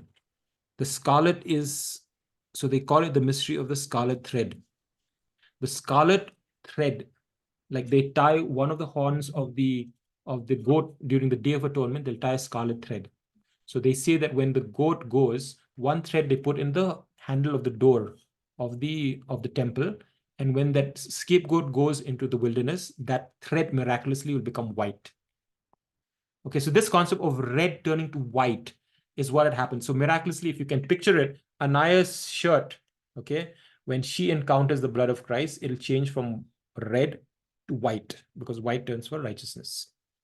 Okay, that's the meaning. Okay, isn't this amazing? Jesus is this red cow, not a yellow cow, red cow. Fully red, very rare. Look at the properties of the red heifer. It has to be female. We understand why it's female now. This is about giving birth spiritually. It has to be someone who's capable of giving birth, which is what Jesus is. Spiritually, he's able to give birth. He's got to be entirely red, which is about covered with blood, which is the atonement. Has to be without blemish, which is understandable because Jesus is without sin. Another one, has not ever had taken a yoke. In fact, the rules is that these cows, nobody should lean on it. Nobody should put weight in it. It should not carry anything, no burden. So the yoke in the Bible is about the yoke of slavery of sin. That means spiritually talking about Jesus has never had the yoke of sin. He's sinless. That's the meaning of no yoke ever. No blemish. So many of the things, right? It's all pointing to Jesus. How can we connect this, let's say, to when Jesus in his second coming, his robe will be dipped in blood? Maybe right? that also. Maybe there's some connection. Maybe there's a connection. Who knows? At that time, maybe the red heifer might be the actual thing. Yeah. When Israel is preparing that on earth, Jesus returns, and they're like, "Oh, yeah. Oh, he's on fire also. Maybe he comes like fiery, right?" Yeah. Without blemish, without yoke means he didn't work also. So that's why God, Father. No, it's not about work. It's about carrying something heavy. He was not burdened with anything. So this cow is more about something placing on him. But eventually something will be placed, because when Jesus had to carry the cross, even this one will die. And you know what's amazing is, so according to Jews, right, that verse where we read about Eliezer taking that. Numbers. Yeah, if you take about Numbers, it says. Next one. This one? No, I think we have moved. Okay, let me go there. So Numbers 19. If you look at Numbers 19, it says here, you shall give it to Eliezer the priest, which is interesting because Eliezer means God, my helper. Right? And we know this is actually the Holy Spirit. It was the Holy Spirit who was leading Jesus to do whatever he did to do go to the Calvary, all that, right? It was the Holy Spirit. This is the Holy Spirit who is actually going to sacrifice Jesus, which is exactly happened. In the Hebrew, in the English, it doesn't. It says, right? Same Spirit that raised Christ from the dead is at work in our mortal bodies. Everything was being moved by the Spirit. Now, what's interesting, the Jews interpret this verse that he shall give it to Eliezer the priest and that he may take it outside the camp. According to the Hebrew and the rabbis, they understand Eliezer is not dragging the cow. You should not force the cow to go. The cow should almost be leading the way by voluntary. That's the essence that they're understanding. And we know that's true for Jesus. He willingly gave up his life. He's the willing red cow. Okay. But going along with Eliezer, who is the picture of the Holy Spirit, because Eliezer means God the helper. Everything is amazing here. Okay, now let's talk about where are they supposed to kill the red cow? Okay, for that, if you go to the Temple Institute, can we draw a parallel that this red heifer was never yoked? But I mean, it was not yoked till Jesus, the red heifer, was carrying the cross, which is just like a yoke. Yeah, till then. Before that, Jesus, you can picture physically, he didn't carry anything. Like he didn't carry. He was not a slave to sin. Yeah, he was not a slave to sin. But yes, that carrying that cross, basically, he became sin. He's carried the weight. He becomes sin. That's exactly what the New Testament says. But you're right. From then on, he became sin. And maybe that wood is actually cedar wood, then it makes sense of the cross, right? Because hyssop they used not to give him vinegar. Yeah. So you'll find all those ingredients were there at the cross, right? They used to give vinegar with the hyssop plant. So he's the red heifer. And we know that actually from, how do we know he's the red heifer?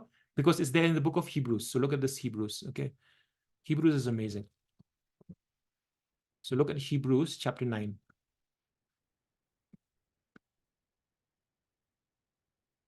That's why the red heifer is the most important one. Hebrews chapter 9.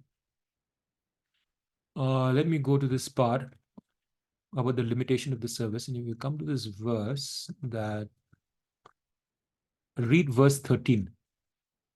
For if the blood of bulls and goats and the ashes of a heifer, sprinkling the unclean, sanctifies for the purifying of the flesh, how much more shall the blood of Christ, who through the eternal Spirit offered himself without spot to God, cleanse your conscience from dead works to serve the living God? Okay, so you see here, he's not just comparing the sacrifices in Leviticus about bulls and cows, bulls and goats, bulls and goats. He's comparing with the ashes of the red heifer for purification. So that from this verse itself, we Christians know the meaning of the red heifer. Jews don't read this. They don't believe this. So they don't understand the mystery of the red heifer. The red heifer is Jesus, who's purified for all of us. He's that crimson tola worm who's allowed that though we have been sinners before, we have been made righteous and white in front of God, acceptable. So this is the highest form of purification, redemption. That's why the red heifer is important. Okay, let's continue. Okay, so let's go back. Remember in that verse, it says, in Numbers, it says that you have to take it outside the camp, right? Where does it say? Yeah, it should be taken outside the camp. Verse 3. If you go to Leviticus 4 about the sin offering, you had the same thing.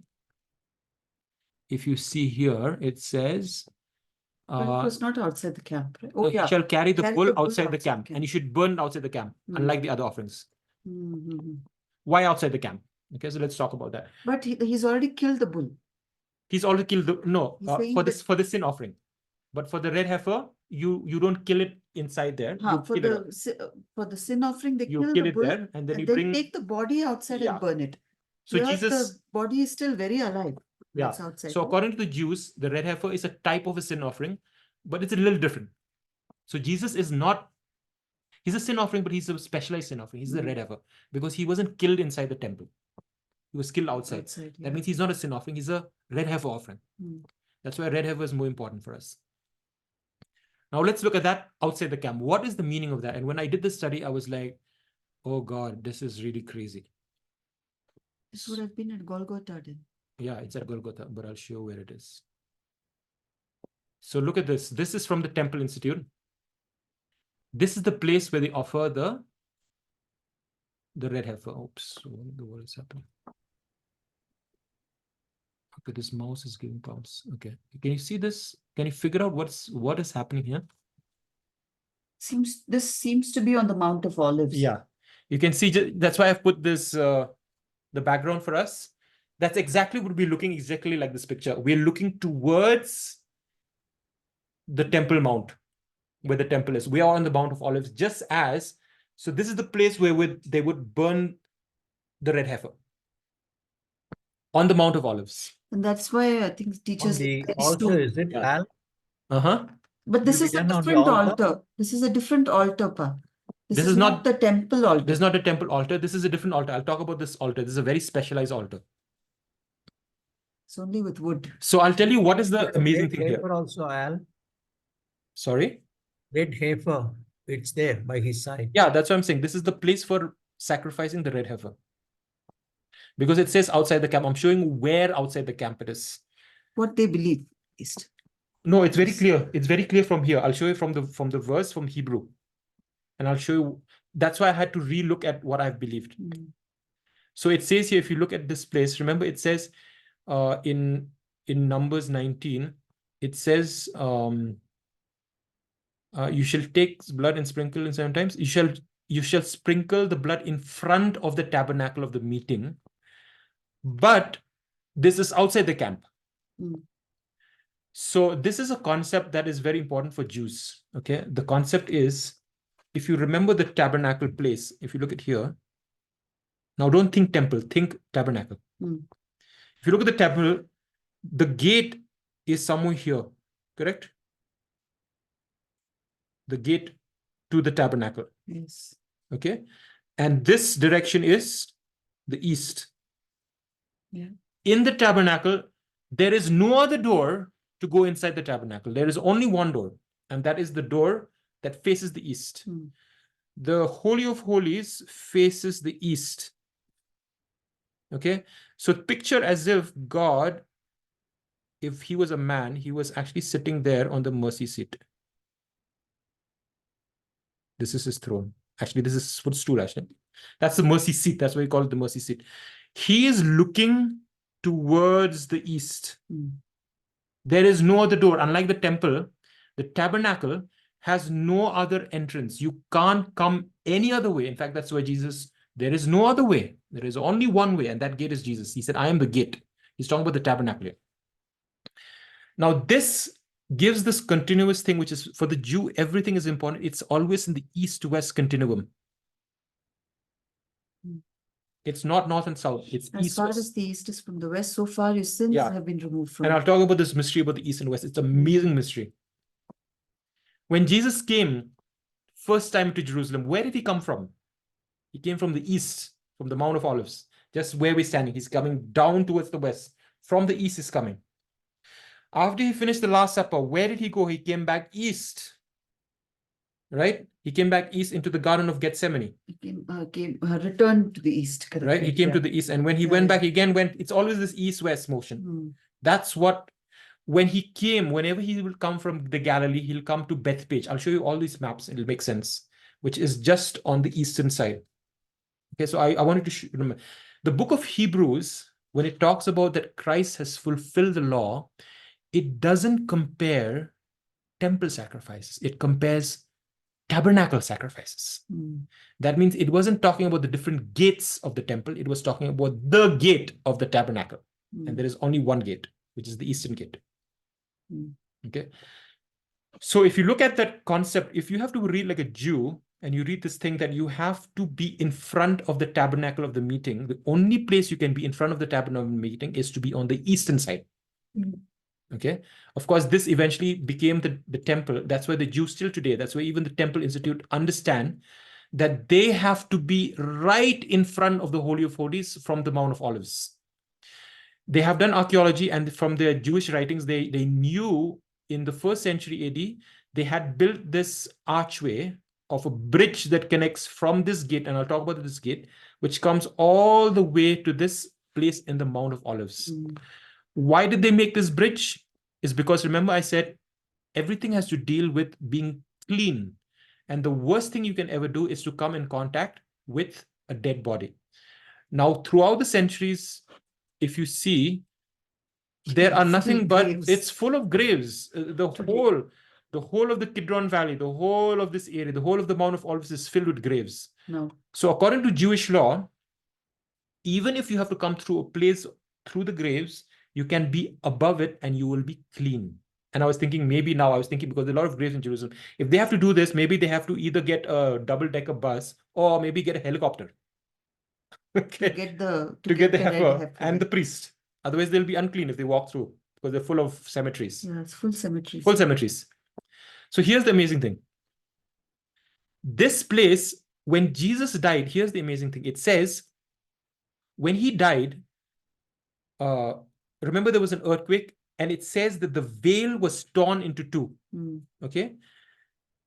The only way you can see the veil tearing is from this position. In fact, according to Jewish writings, they have made this wall in Jerusalem to be lesser than the other walls, because this guy who's making the red heifer offering, he has to see the Holy of Holies from here. Of course, there'll be a veil. He has to be able to see with eyesight, because it's a very big. How tall is this veil? According to Jewish historians, it's as tall as 8 stories. Oh my goodness. Just the veil. 8 stories high. So this temple is huge. So you can actually see with your naked eye the veil if it's open. But tabernacle also, it was that high? No, right? No, tabernacle, it wasn't so far. Oh.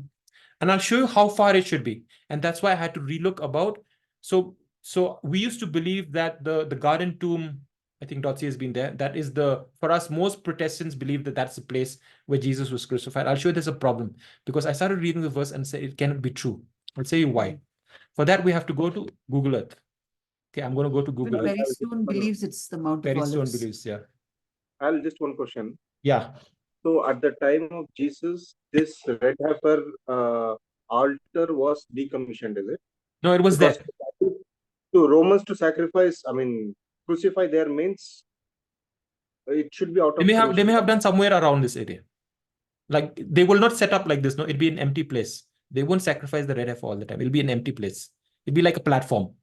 They may have put. I'll come to that.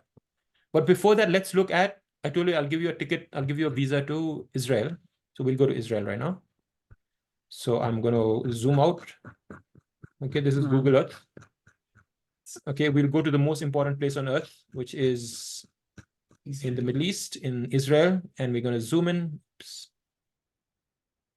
We're going to zoom in to Jerusalem. So Middle East, the way to figure out Jerusalem is you can see this shape here, which is the West Bank, right in that, it's almost like a lobe there, right in the center of that lobe, the 2 lobes, you'll see Jerusalem. And they're right in the middle here. Like an embryo. It's like an embryo. Then right here, I'm going to go to the Temple Mount. Okay, so look at this. Okay, I'm going to go down. More than embryo, I see kidney to be burnt. Yeah, kidney actually, yeah. Look at this. So this is the Temple Mount. Okay, so the Holy of Holies would have been there. Now we won't go into controversy. Some people say it's exactly on below the Dome of the Rock or somewhere, but it's around this area. Let's just remember that. Now, to get an understanding for those of you who have not been to Israel, how many of you have been to Israel? So I think it's just C's been. Who else has been to Israel besides Preeti and myself? Anybody else? Okay, if not, so let me take you there. I'll drop this guy here and we'll go to the road. So it looks like this. If you go down here and just about the temple, if you look towards the side, I'm going to look to Mount of Olives. So Mount of Olives is there. The other side, you can see all this brownish things. They're all graves. It's full of dead bodies. So if we think from a Jewish point of view, this place is the most unclean place on earth. It's full of dead bodies. That's why Jesus has to return there. Yeah. Yes, come there. Everything is from there. Okay, if you look this side, on top is the temple walls. So before there would have been a temple on the other side. Okay, what is separating? Like if you see even under here, it's all dead. It's all cemeteries. And this valley below is called the Kidron Valley. So that picture that I showed just now. Even the top part next to the eastern wall. Yeah. Even there is graves. Even there is graves, full of graves. So right now I'm there in this place, looking this other side. So in the olden times, this bridge would have been there, which is not there anymore. And I told you the reason why the bridge is there is because they do not want to be unclean by dealing with all these graves. In fact, if you see their arches, right? So what is the understanding of these arches? So they believe that the air pockets is basically insulating them from the uncleanness of dead bodies. Okay, they have thought about all that. So the criteria is this. The criteria, if you read the Old Testament, and it's not just this, it's in many, many places in the Old Testament, that when you make a sacrifice, whether it's a sin offering, remember even the sin offering has to be brought outside and burnt, they have to look to the temple and it has to be in front of the Lord. The way to do in front of the Lord in the Bible, the concept is you have to be facing. You can't show your back. You have to face the east. Face the west. Sorry, face the west. From the east, you have to face the west. This is the only position you are allowed to. So this, number one, disqualifies the other direction, which we said north. So if I show you in the map, okay, we're going to disqualify by a number of things. So if I'm zooming out, let me make just the north. Maybe Jesus was sacrificed in Mount of Olives, but he was buried in the garden too. That may have been. Yeah, that's what, but I'll show you something is wrong with that thing itself. But of course, I'm not sure, but I think there's some things which are that we have to relook. So look at this. So if you see here, this is the Temple Mount. Okay, this place is the Temple Mount. Can you see? Temple Mount is here. This valley is the Kidron Valley. And just on this right side, to the east, this is the Mount of Olives. Okay. Can you even show them the pool of Siloam? Like the Gethsemane is here. Okay, it's just there on the other side of the Mount of Olives. City of David is here. So the pool of Siloam will be basically in this area here. Now, if you look at the two possibilities for Golgotha, like this one is the Church of the Holy Sepulchre, is on the western side, is this side. And the other possibility where Jesus was crucified is in the Garden Tomb, which is here. It's in this road. Yeah, it's just here somewhere. Now Zedekiah's cave is here. Right? Garden Tomb here. Garden it's Tomb here. Is, yeah. You see this Garden Tomb? Garden Tomb is here. So this is in the north. So we have three possibilities. Is it north? Is it west? Or is it east?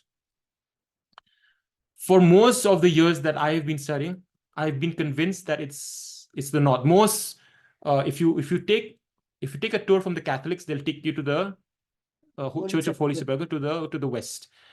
If you go with a Protestant group, they'll take you to the north. Very few people believe this theory, which is on the Mount of Olives, like Perry Stone believes in the Mount of Olives. Okay, I'll tell you what is interesting. Here's what's interesting.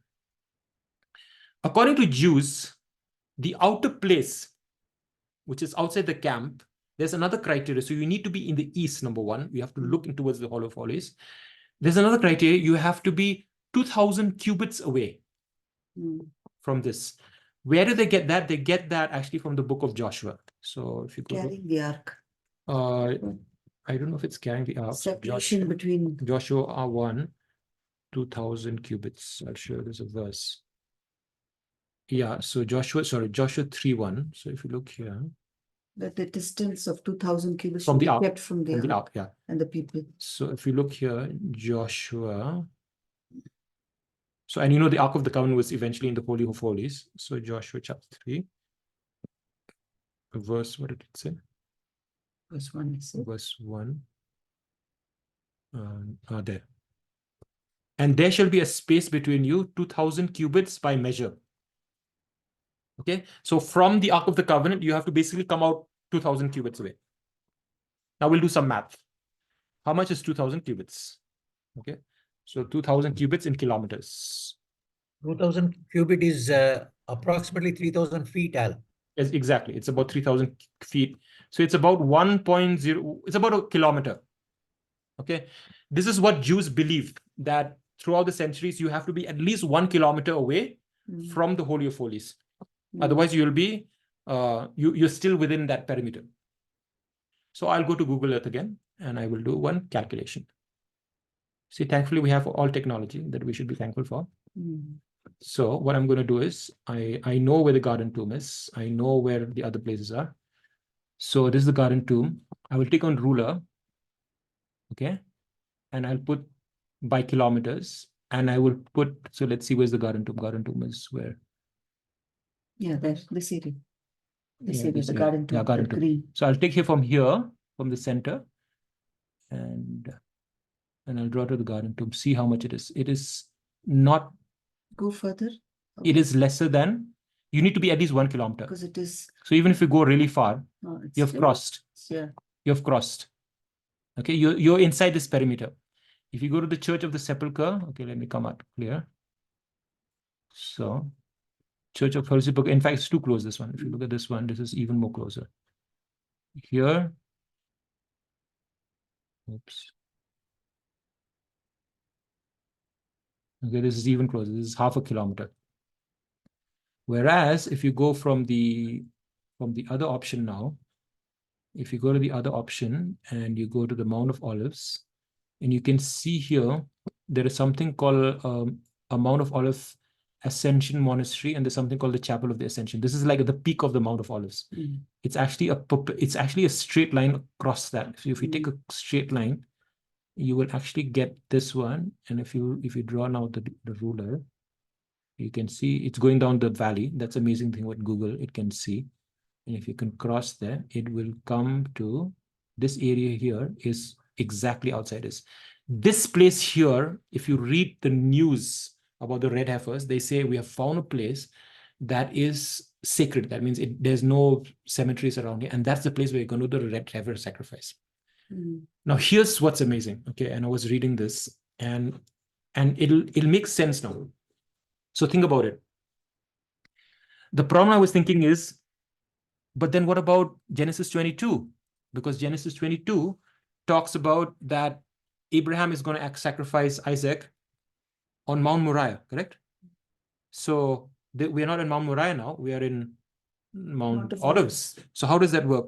And then I found actually the Bible doesn't say that. On the mount that I will show you, right? Yeah. The Bible doesn't say that Abraham tried to sacrifice Isaac on Mount Moriah. He said, I'm taking you to the region of Mount Moriah. Oh, he didn't say Mount Moriah, the region of Moriah. He said, on one of the mounts, I will sacrifice. So that doesn't negate that problem. I'll show you another thing which is interesting. Okay, I'm giving a lot of information, and anybody has thoughts of where we're going with this? Because we're talking about the red heifer. Because they're going to do this, by the way, in a few days from now, they're going to exact spot they're going to. Even the Noahide sacrifice happened on Mount of Olives. Everything is exactly because they're following that same story. You have to be 3,000 feet away from the Holy of Holies. So you're saying that new place might be Golgotha? Because yes, and I'll prove to you why it is. I've got a lot of information about this. So I was giving two criteria. One is it has to be more than 3,000 feet, and this fits the bill. This other two doesn't fit the bill. Number two, it has to face the temple. Like, for example, if you look at the veil tore into two. So where is that place? So the veil tore, New Testament. Where is that place where it says, you'll see. Do you know where's that? Okay, Matthew 27:51. So let's look at that one. So because we have to look biblically, right? Or whatever, if we are going to be searching for truth, we can't have any biases. Okay, where is the Bible? Matthew 27. Matthew 27. So very few people like Perry Stone, then this guy Passion for the Truth, they all have done much more research, and there are very few who believe in this. Matthew 27. Okay, so that place where it okay, so 27. Okay, scourged. Led to Golgotha. Okay, skull, and then when he's crucified, and then when he dies. Okay, look at this. So then the signs. Okay, 51. Then behold, the veil of the temple was torn in two from top to bottom, and the earth quaked. Okay, and look at this. I think it's interesting because all of this, if we take the rocks were split, yeah, it's graves opened, it's all Mount of Olives is primarily the graveyard. Is the graveyard. So imagine, so look at this guy, 54. So when the centurion and those who were with him, so the Roman soldiers who were guarding Jesus, saw the earthquake and the things that happened, what did they see? They saw a couple of things. They saw the veil of the temple open. There's no way you can see in any other place except this. You saw the graves open, and that's exactly where the graves are. Okay. And they actually saw the people rising up. So like zombies coming on and come to life. So they got, you can imagine how scary that must be, right? This is the only place you can see from there. And that's exactly what the Jews are saying. We have to be, this is the only place you can make this altar. Okay. So I'll tell you more about Golgotha, which Passion for Truth has found out, which is amazing. Okay. Let me pause there. Is it getting over your head? Is it too much information? Is it making sense? Are you still alive, awake? Where is the? You said no graves, so it's. What is that? Let me show you pictures. Said no graves for the new site. But according to this passage, the graves opened. Yeah. So that means graves must have been there. Yeah, graves are there around. Graves are still, that Mount of Olives, especially graves were always it looks like there. this. It's full of graves. If you look from the Mount of Olives, you have this. It's full of graves. said no graves, so that's why it might No, be there's one open area they have found that somebody had bought long ago, and they said this is the right place where we can still have access from the east. Well, we can check where they did the Noahide sacrifice. Okay, even that is in Mount of Olives. Because that is also Mount of Olives. That location itself Yeah. we may do. Yeah, Noahide sacrifice. Mount of Olives. Mount of Olives. So all sacrifices for them, they have to be in Mount of Olives. Yeah, this one. 20. Oh, cat. There's a cat in our windowsill. So this happened in 2019. They also did it in the Mount of Olives. Why did they do in Mount of Olives? Because that's the place. They've been. Yeah, but this is not where they're going to do this Red Heifer, because they said it's a private place. This is a public place. So this is not very stringent, right? They just need to be able to see the from the east. Yeah. The point being is that it has to be in the east. There's no other way to go inside the temple from Jewish law. Okay, let's continue with that. Any other thoughts? Why the red heifers, the killing has to be in a very secluded or secret place? Are you talking about now or before? No, you mentioned now they are not taking it here, they are taking to another place. No, it's not about to make it. It's not about to make it secretive. It's basically because they have to fulfill the Jewish law. The Jewish law says you cannot put it in an unclean place. So, like if you see here, place, I understand. Is it because other nations should not come to know of the? No, not about that. Not about security reasons. It has to be in a place where there are no graves around. Otherwise, it'll be ritually unclean. So, like in the olden times, the way they solved that problem is by making a bridge on top of the corpses, and they'll make a platform directly. Okay, that's how they solved before. And I'll talk about this altar. Now, I show you that picture, right? In the world today, where was that? In the world today, if you look at the Mount of Olives, there are graves all around. Okay, so but they have that I remember, Al. We saw that. Yeah, remember we saw full of graves. So Yeah. if you read the Jewish news now, they basically said the place to sacrifice the red heifer, they have found a private place in which there are no graves around that area. Okay, there are some laws and they have to be above. So I think they'll make a platform. Maybe they'll come by helicopter or by bus. I don't know. But they have to be elevated. That's the requirement. They believe that if you're above the graves, it's fine. Some law like that. Okay. The graves are of Christians or Jewish? They're all Jewish. Actually, Jewish from here, I think the other side are Muslims. So if you next to the western wall is all not the western, eastern wall. Yeah. Is all Jewish, Muslim graves. Let me look at this. So on the Mount of Olives, if you see here, I'll come to why their graves are there in the first place, right? On this side of the Mount of Olives, the graves, there will be a lot of the cross will be there. That is Christian faith.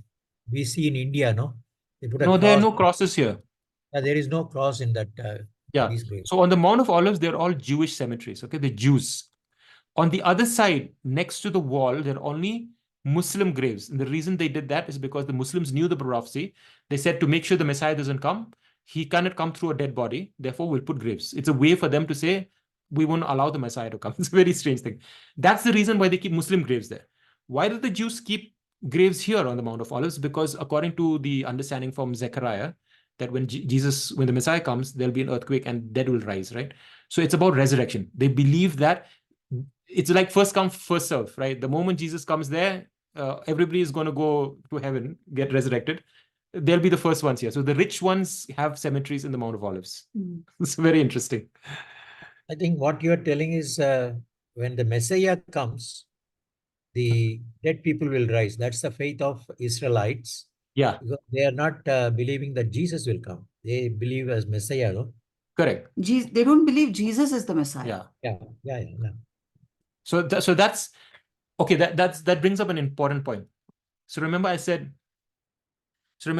that the biggest problem God has technically is that he cannot stand death. That is the most unclean. For us, it's mostly sin. We think of drug addiction or whatever. Actually, to God, the thing that he hates the most is death. He can't stand it. It's like repulsive to him. That's the most unclean thing ever. So what that means is God has to solve the problem. He has to solve two ways. One is he has to make things clean. But that's a temporary solution because you can get dirty again. The permanent solution for dealing with this problem is, you know what? The resurrection. The resurrection solves the initial problem of death. Death entered Genesis in the fall of man in Genesis 3. That's why all these problems happen. God has to deal with all these laws, right, to make us clean because of death.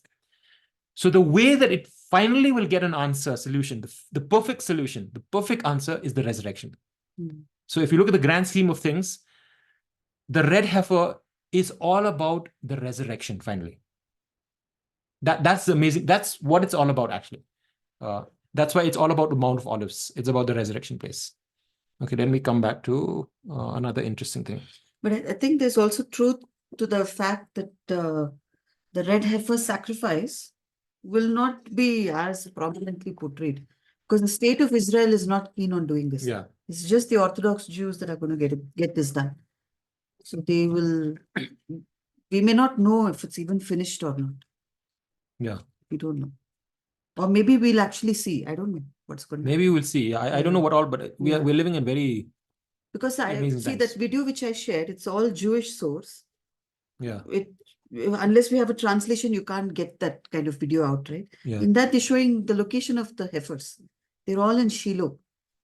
So look at the implications, right? So let's assume that this is the Temple Mount. Okay, so this Temple Mount is like one square here, and you've got the try to draw the dome of the rock, right? This is the dome of the rock.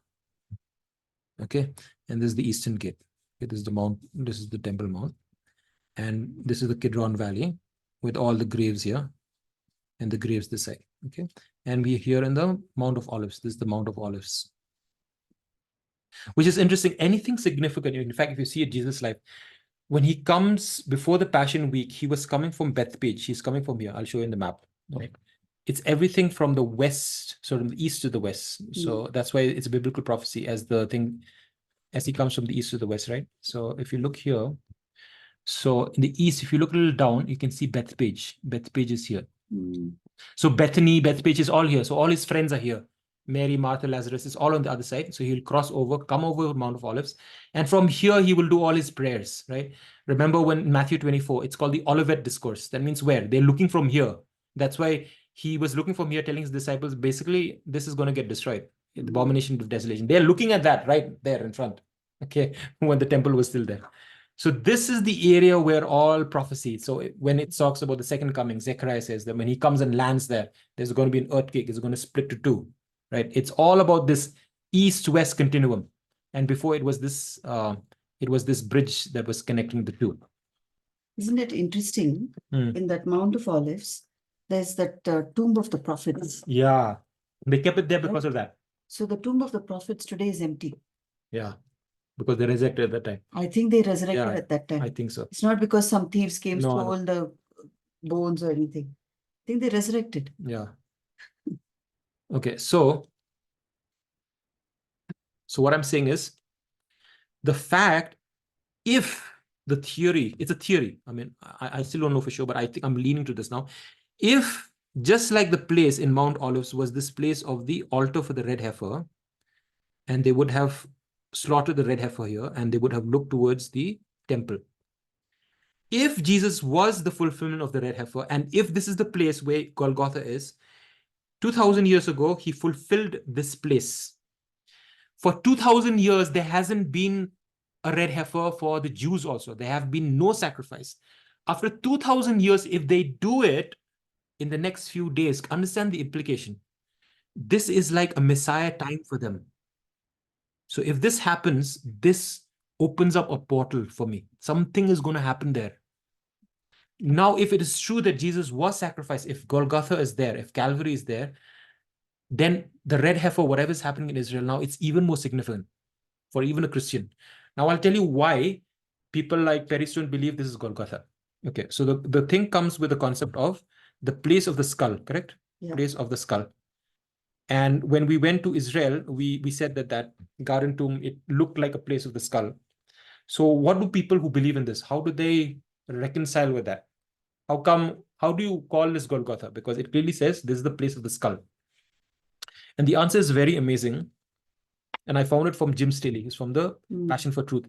And when I heard that today, I said, this guy can't be wrong because it's directly from the Bible. And that's, but I told you, the truth is in the code, is in the Hebrew Bible. To understand that, okay, it is in a very strange chapter in the Bible, in the book of Exodus. Okay, in the book of Exodus, in Exodus 30, I think, Exodus 30, okay, if you look at the chapters before this, he's basically giving a lot of instructions about the tabernacle of the meeting. In fact, at chapter 30, he's now talking about the altar of incense. Okay, altar of incense. And then if you look at, then he talks about the bronze laver. In between, there is this strange chapter. Ransom. And he talks about ransom money. So he's talking about, imagine, he's talking about make the Ark of the Covenant, make the altar of burnt offering, make the altar of incense. In between, he puts this crazy chapter, which is like, what has this got to do with the Ark of the Covenant? Now let's read this. Okay, so read this. Can one of you read this from verse 11? Then the Lord spoke. Okay, Pratik, go ahead. You read, Pa. You read. Then the Lord spoke to Moses, saying, when you take the census of the children of Israel for their number, then every man shall give a ransom for himself to the Lord. When you number them, that there may be no plague among them when you number them. This is what everyone among those who are numbered shall give. Half a shekel according to the shekel of sanctuary. A shekel is 20 gerahs. The half shekel shall be an offering to the Lord. Everyone included among those who are numbered from 20 years old and above shall give an offering to the Lord. The rich shall not give more and poor shall not give less than half a shekel. Then when you give an offering to the Lord to make atonement for yourself. So just stop for the moment. Yep. You'll realize that God is asking you to do two things. He's going to ask them to make a census. You know what a census is, right? To count the people.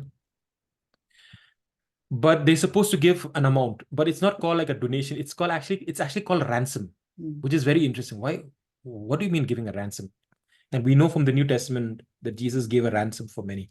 So just watch this. And then you're going to give this half shekel, but the half shekel, it says it's going to make atonement for yourselves. By giving this half shekel, it's not just about donation for the temple service. It's by virtue of that, you're going to make an atonement. This is the ransom money you're going to be paying. Okay, continue from verse 16. It's very, very strange. Verse 16. Yep. Verse 16. And you shall take the atonement money of the children of Israel and shall appoint it for the service of the tabernacle of meeting, that it may be a memorial for the children of Israel before the Lord to make atonement for yourself. Okay, and then if you go to the next few verses, it switches again. It goes to these different vessels, right? The different furniture. Shall I? No, don't go. That's enough. So the question is, why does God want to do anything with this? Why does he want to number them in the first place? To get it more crazy, let's go to another place. Let's go to Numbers chapter 1. Okay. In fact, the reason why it's called Numbers is because of this counting. So Numbers chapter 1, verse 2. Okay, the first census of Israel. Now let's look at this. Can you read just verse 1 and 2? Yeah.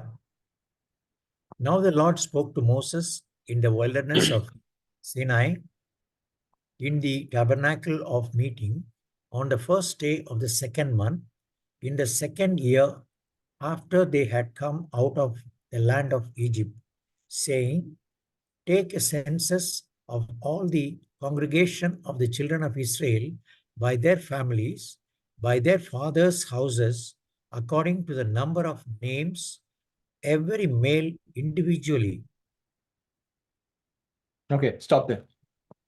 So he's saying that verse 2, take a census of the congregation. Basically, you need to count all the people in the camp.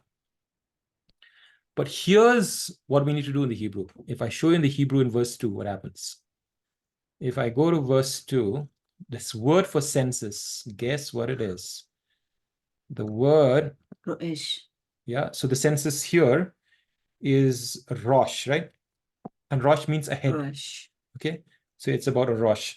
But if I go now, so Rosh is the word for a head, basically. Basically, count the heads. That's what it's saying. Number of heads. Count the number of heads. But if you go to another verse, which is the same chapter, if you go to verse 18, he's going to say count again, but watch this. So can you read this, verse 18? Yeah. Where is it? Yeah. And they assembled all the congregation together on the first day of the second month, and they recited their ancestry by families, by their fathers' houses, according to the number of names from 20 years old and above, each one individually. Okay, stop. Now here's what's funny. Chapter 18, let me show in the Hebrew. Sorry, verse 18. That word for individually, right? He said count them individually. So verse 18. Okay. Look at the word for individually. The word is gulgulet. In other words, what God is saying is, he's saying when you do a census, when you do a census, you count by each head. But the word for counting the head is basically counting the skull. Count how many skulls are there. How many skulls? That's the census. So what we have lost, I'll show you one more example. If you go to First Chronicles. Gulgulet. Yeah. Gulgulot. At least in that verse. Okay, so if you go to First Chronicles, which is quite a lot actually in the Old Testament, this word. So First Chronicles chapter 23, when you count these guys also, verse 24, okay, the sons of Levi, right? If we count it individually, the same word comes, right? So when it comes, let me go to the Hebrew, verse 24. You see this? They were counted individually, the same word, gulgulet. Please count the skulls. Okay. Gulglot. Okay, so here's what this guy found. He found in Jewish writings in the olden times, what happens is the only public way to go into the temple area was this area. This is like the public. So they'll count the heads in this location. So this is like the gate. Like if you go, you come in a terminal in your immigration counter, right? If you come from, there's only one place. Everybody has to go through that line. This was like the immigration counter for all people when they come to do a census. All they have to do is wait at the gate, count one skull, next skull, next skull, next skull. Okay, so there were two entries, two terminals. One is that skull place here, and there's one skull place here. The counting of the skulls is at this altar because this was the public place. That's why the Romans wanted whoever needs to be crucified to be crucified here, because this is a public place. Everybody needs to go from it. It's the public highway. So according to his theory, which is very interesting, he's saying that Gulgulet came to be known as the place of the skull, the place of the counting of the skulls. Okay, this is exactly the place where we would bring the red heifer. So this makes a lot of sense because this is tying in with the Hebrew. In fact, the Jews know this. The Christians don't know.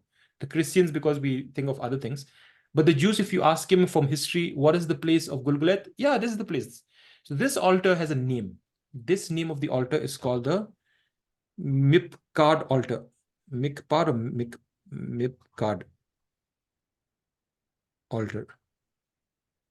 Okay, let me search in the internet. Mipkad. How do you pronounce it? Need to see. Mipkad altar. No. Mikpad maybe. Mikpad. Oh, sorry, Mik. Is coming. No, let me see what is the name of that. Maybe I should say Red Heifer altar. What is the name of that? Hebrew. Hebrew, mikpad, pakad, sorry. Pakad, yeah, it's this one. Pakad is to open, right? Pakad, pakad, like this. Mipkad.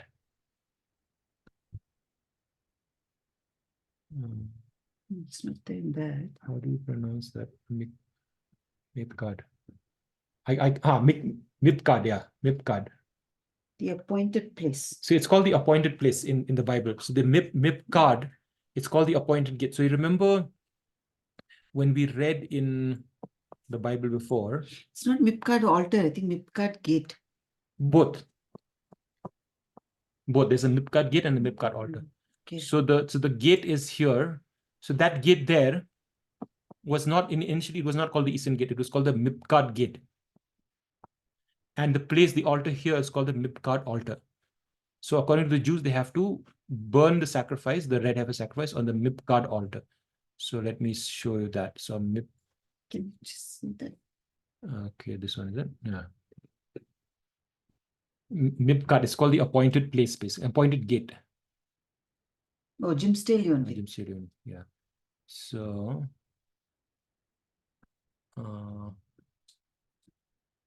he talks about the same thing, numbers. So we talked about this. Red heifer, he talks about that, this one. Let's see about the inspection. Okay, he's come. Yeah, Mipkad. So this is the inspection gate. You see, in Nehemiah's time, this place is called Mipkad.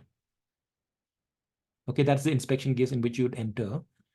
And he used to slaughter on the, so then when you talk about the place, like he shows about the same thing, outside the sanctuary, right? So the appointed place is called the Mipkad, the designated in Ezekiel. So let's go to Ezekiel 43:21. Ezekiel 43:21. Ezekiel 43. Ezekiel 43:21. 21. You shall take the bull of the, remember we were doing the sin offering, so it tells you where you're going to do it and burn it at the appointed place of the temple. Now let's look at the Hebrew. So the word is sin offering 19, 20, 21. Okay. The Mipkad at the appointed. So the word is the Mipkad.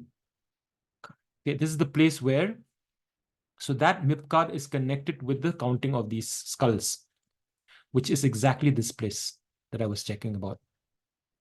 This is called the Mipkad gate, but this is called the Mipkad altar. And if you find a lot of connections, so okay, to make it simple for all of us, the point that we're trying to make is, for the New Testament, for the centurion to see that the veil was torn, the only place is this. They're going to be doing the sacrifice very soon, if these red heifers are not going to be invalidated in the next few days. That would rewind back the time to go back into the past, just exactly when Jesus had come to die as a sacrifice, to become the red heifer sacrifice, which would mean that that time for the Israelites is going to come back, the time of the Messiah. So that's why it's the concept of the red heifer is so big, because I'll show you another verse, which is there in Hebrews 13. Okay, this is a very interesting chapter. Hebrews 13. I'll probably end with this. What about the theory? Maybe it's not just a theory, that they have the ashes already from previous times, 2000 years back, hidden in the caves in Qumran. Yeah, so that guy is called Wendell Jones. So he said he thinks that he's found it, but they have never found it. They haven't found the ashes. Nobody knows. But he thinks that that's the place. Maybe that's where it's hidden. They have all those fragrance and all, but they have never, nobody has the... But they recovered so much fragrance. Fragrance they have. Fragrance. Yeah, fragrance, tons of incense and fragrance. Right. Let's end with this today. Can you read verse from verse 10? Who's reading? You can read. Okay. We have an altar from which those who serve the tabernacle have no right to eat. For the bodies of those animals whose blood is brought into the sanctuary by the high priest for sin are burned outside the camp. Therefore, Jesus also, that he might sanctify the people with his own blood, suffered outside the gate. Therefore, let us go forth to him outside the camp, bearing his reproach. Okay, just stop there. You can see in the book of Hebrews, it will never compare with the temple. It'll compare with the tabernacle. And I told you in the tabernacle, there's only one entrance. There's only one gate. That is the eastern gate. And then it says that it's comparing with Leviticus chapter 4 that he's basically now it says who's the anointed priest. It's actually the high priest here in the New Testament. So it is the high priest who is offering for sin, but here he's comparing it as Jesus. He is that high priest who's coming, but he himself is also the sacrifice. So he's both the high priest and he's both the sacrifice. But it's done outside the gate.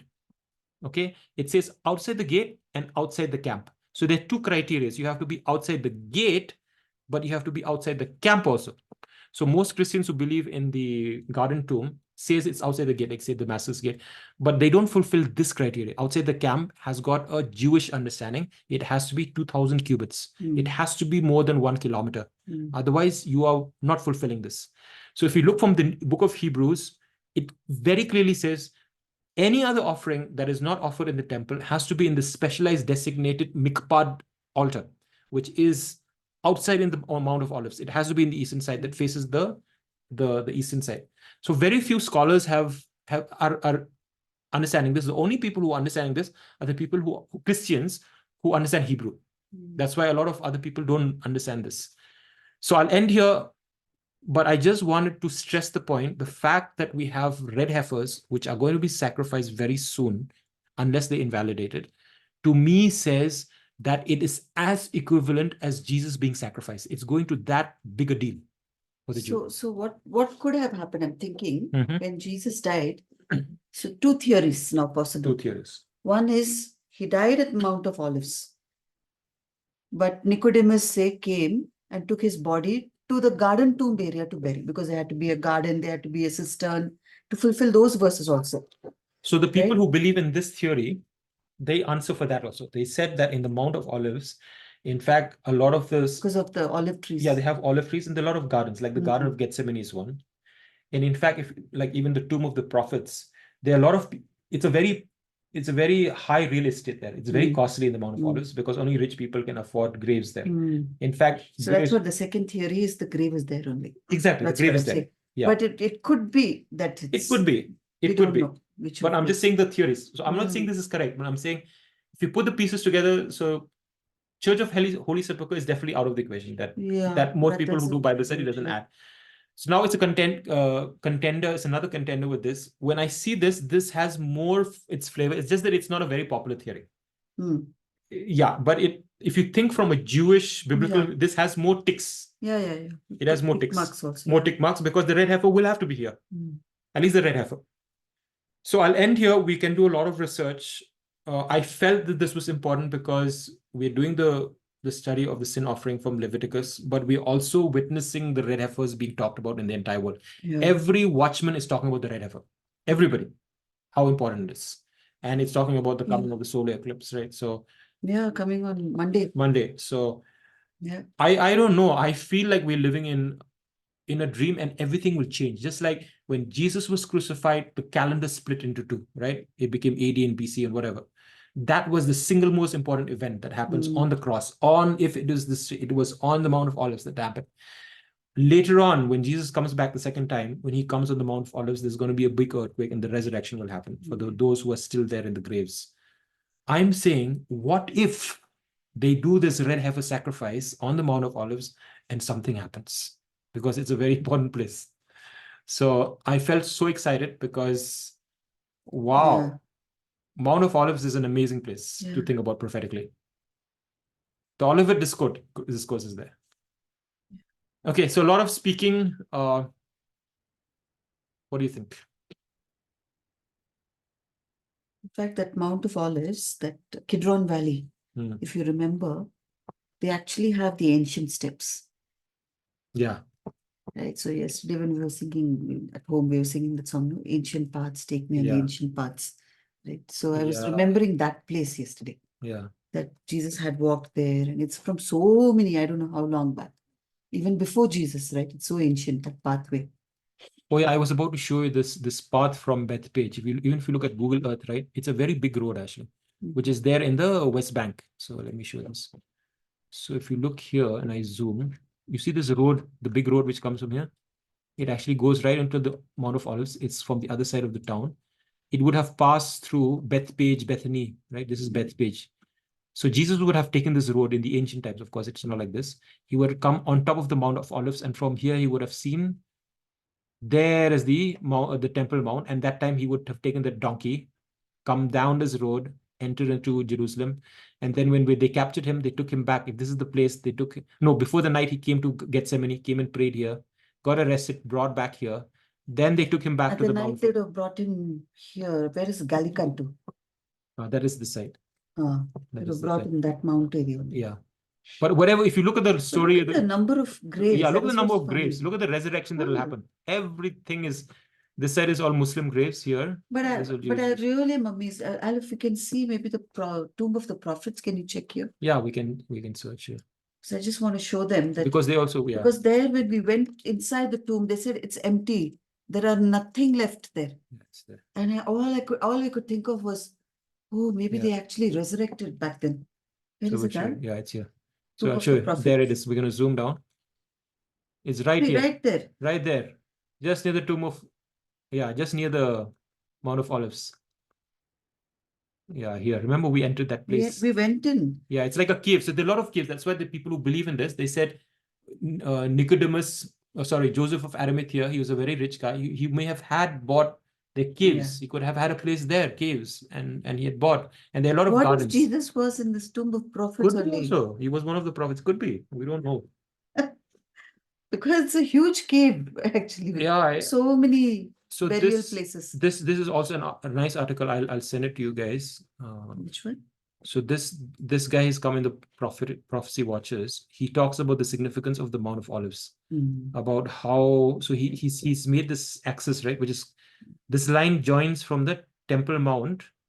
If you take a line, if you go to the other page, it goes right to this that ascension, right, the Russian ascension tower. That is the peak. So his theory, I mean, the people who believe in this believe it's somewhere here. So I think they're going to burn the Red Heifer somewhere here. It's a private place. It doesn't have graves. If you see, there are no graves there, but all around their graves. So maybe they'll take a, I don't know, helicopter or bus or something. They'll bring that priest and they don't need a bridge. They can't make a bridge. They'll bring it here, sacrifice, and then voila, we're ready. We'll all go home. Interestingly, the names of the heifers are quite interesting. One of them is write that down. One of them is Goela. Goela, yeah. Which means attention. And if they to- believe this is the year. Currently, they need to go into West Bank, is it? Yeah, they have to go to West. No, so this place is anyways part of Israel only. It's not so much contested. It's West not, Bank, yeah, it's not so contested. Like the Mount of Olives itself is technically West Bank, but it's under Israel jurisdiction. So, but what was interesting in the Mount of Olives, one of the snack shops, that we went to, there those guys were playing on TV full jihad things. Death to Israel, death to America, everything on TV. And I'm thinking we are right inside Israel. In that Mount of Olives, we're sitting there and there is propaganda to, annihilate Israel and the Jews. So what Jim Staley was saying is it an amazing when we talked about that law of the census, right, in Exodus, while he was talking about the tabernacle, he talks about ransom. Jesus fulfilled that. He fulfilled that in the place of the census. He was the ransom. That's why he said, Tetelestai, it is finished. I've paid the price. What price? Well, it's that ransom money that was talking about that will make atonement. Now it gives a different meaning altogether what Jesus did. He's the red heifer. He's the one that brings us back to the presence of God, into the tabernacle. He's the one coming from the east, just as the sun rises from the east. I mean, you can think of so many connections now. He has to come from the east. He has to die on the east. He has to come back on the east. Where did he ascend going back? The Mount of Olives. It's always on there. Always. There must be a portal there, actually. I think there's a portal. So we can do research on that. It's an amazing concept, actually. So everyone is quiet today. Yeah. Either it's too heavy. So let's see. Sam, are you there? Oh, Sam has reached home then. Yeah. Lori, are you there? Dotsie, are you still awake? Yeah, I'm got some internet issues, and it cut me off part of the way, so I'm just hanging in there, and then gonna have to go back and watch what I missed. Okay. My eyes are getting closed on its own. Okay. He's sleepy. Okay. What about you, Sam? What do you think? Well, I've missed most of the Yeah. discussion. Sorry, because the connection was very weak. But yeah, it sounds very interesting. I would like to see the recording tomorrow to understand more on the discussion you had with Red Heifer, no? Yeah. It's So, amazing yes. the significance of what's happening in Israel. It's mind-boggling. Right. Yeah. Yeah, earlier it was quite interesting, Al. Mm-hmm. I was very carefully observing and then noting down. Later, I missed a lot of points because I couldn't focus on that. He became sleepy. It's a heavy message. Yeah, a lot of new things also. Yeah, there are a lot of new things. Even I had to challenge myself because sometimes we have a lot of very strong opinions. And today I said, Because no, the Garden Tomb is a very beautiful place. Yeah. It's very interesting. In fact, you remember when we met Messages, in one of the church messages, it has been mentioned even. This is a very rare theory. Very few people believe this theory. Most people don't know about this. I've heard it from Perry Stone first. And he talks about in the context of the red heifer. Yeah. So I said, okay, yeah, possible. And yeah, I used to think, yeah, it's possible there's a tomb there because everywhere there are tombs there. So quickly he can be buried. Jesus could have been buried there very easily. That is there. So I remember when we went to the Garden Tomb in Jerusalem, the people there itself in the Temple Mount, in the Garden Tomb, they were telling us that they're not dogmatic that the Garden Tomb is because they had the theories, and he was referring basically to this theory. New theories are coming out, which is the Mount of Olives theory. I remember him saying at that time I wasn't paying too much attention. I was so convinced that it has to be Garden Tomb. To last few days when I was reading, I said, Red Heifer. If the red heifer is there, and if Jesus fulfilled the red heifer, how come he's crucified somewhere else?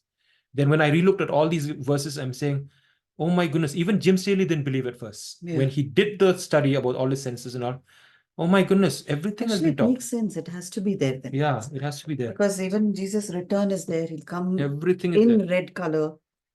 So the way that they got a little, so people started believing it's in the north, is because in chapter 1 of Leviticus, it says, you shall offer it at the north of the altar, but that's within. And according to Jim Staley, the interpretation of that is if you go back to this map here, so he's saying there is one gate here, which was that Mikpad gate, which was a little north of the altar. He's saying that is the meaning of that north of the altar, is that Mikpad gate. So he's saying that, of course, was for the burnt offering, it had to be within the compound itself, within the compound of the thing. But any other offering that's outside the camp has to be in the east. It cannot be in the north. So that was a interpretation issue that people who believe in the Garden Tomb, that it has to be in the north. Whereas if he fulfills whether the sin offering or the red heifer offering, he has to be in the east, not in the north. See, I just realized when you zoomed in, right? If you zoom in, there, here you see cemetery. Yeah. Okay, it's all the Muslim cemetery, right? Yeah. Then you see here, next to it, Catholic cemetery, next layer. Oh, yeah, Catholic cemetery. Okay, then you go south, Jewish. this whole area, this whole... Oh, look at this. Imagine when Jesus comes in exam, all of them will be open. Zoop, resurrected. The dead in Christ shall rise. And right at the top is the tomb of the prophets. Yeah, the prophets close to the peak. And it's empty now. We It's went empty. there. It's empty. It was so scary, actually. Yeah. We asked, well, nothing, not even boxes containing bones, nothing. He said, it's all empty. Nothing's been here. So this picture which we've taken, right, it's from the Mount of Olives. And we walk just a little further down is where the tomb of the prophets is. And then we walk down this road. If you see this road here, it's a road that Jesus would have walked. With a donkey, right? Yeah, with a donkey, probably. But actually, most likely not, because that bridge was there.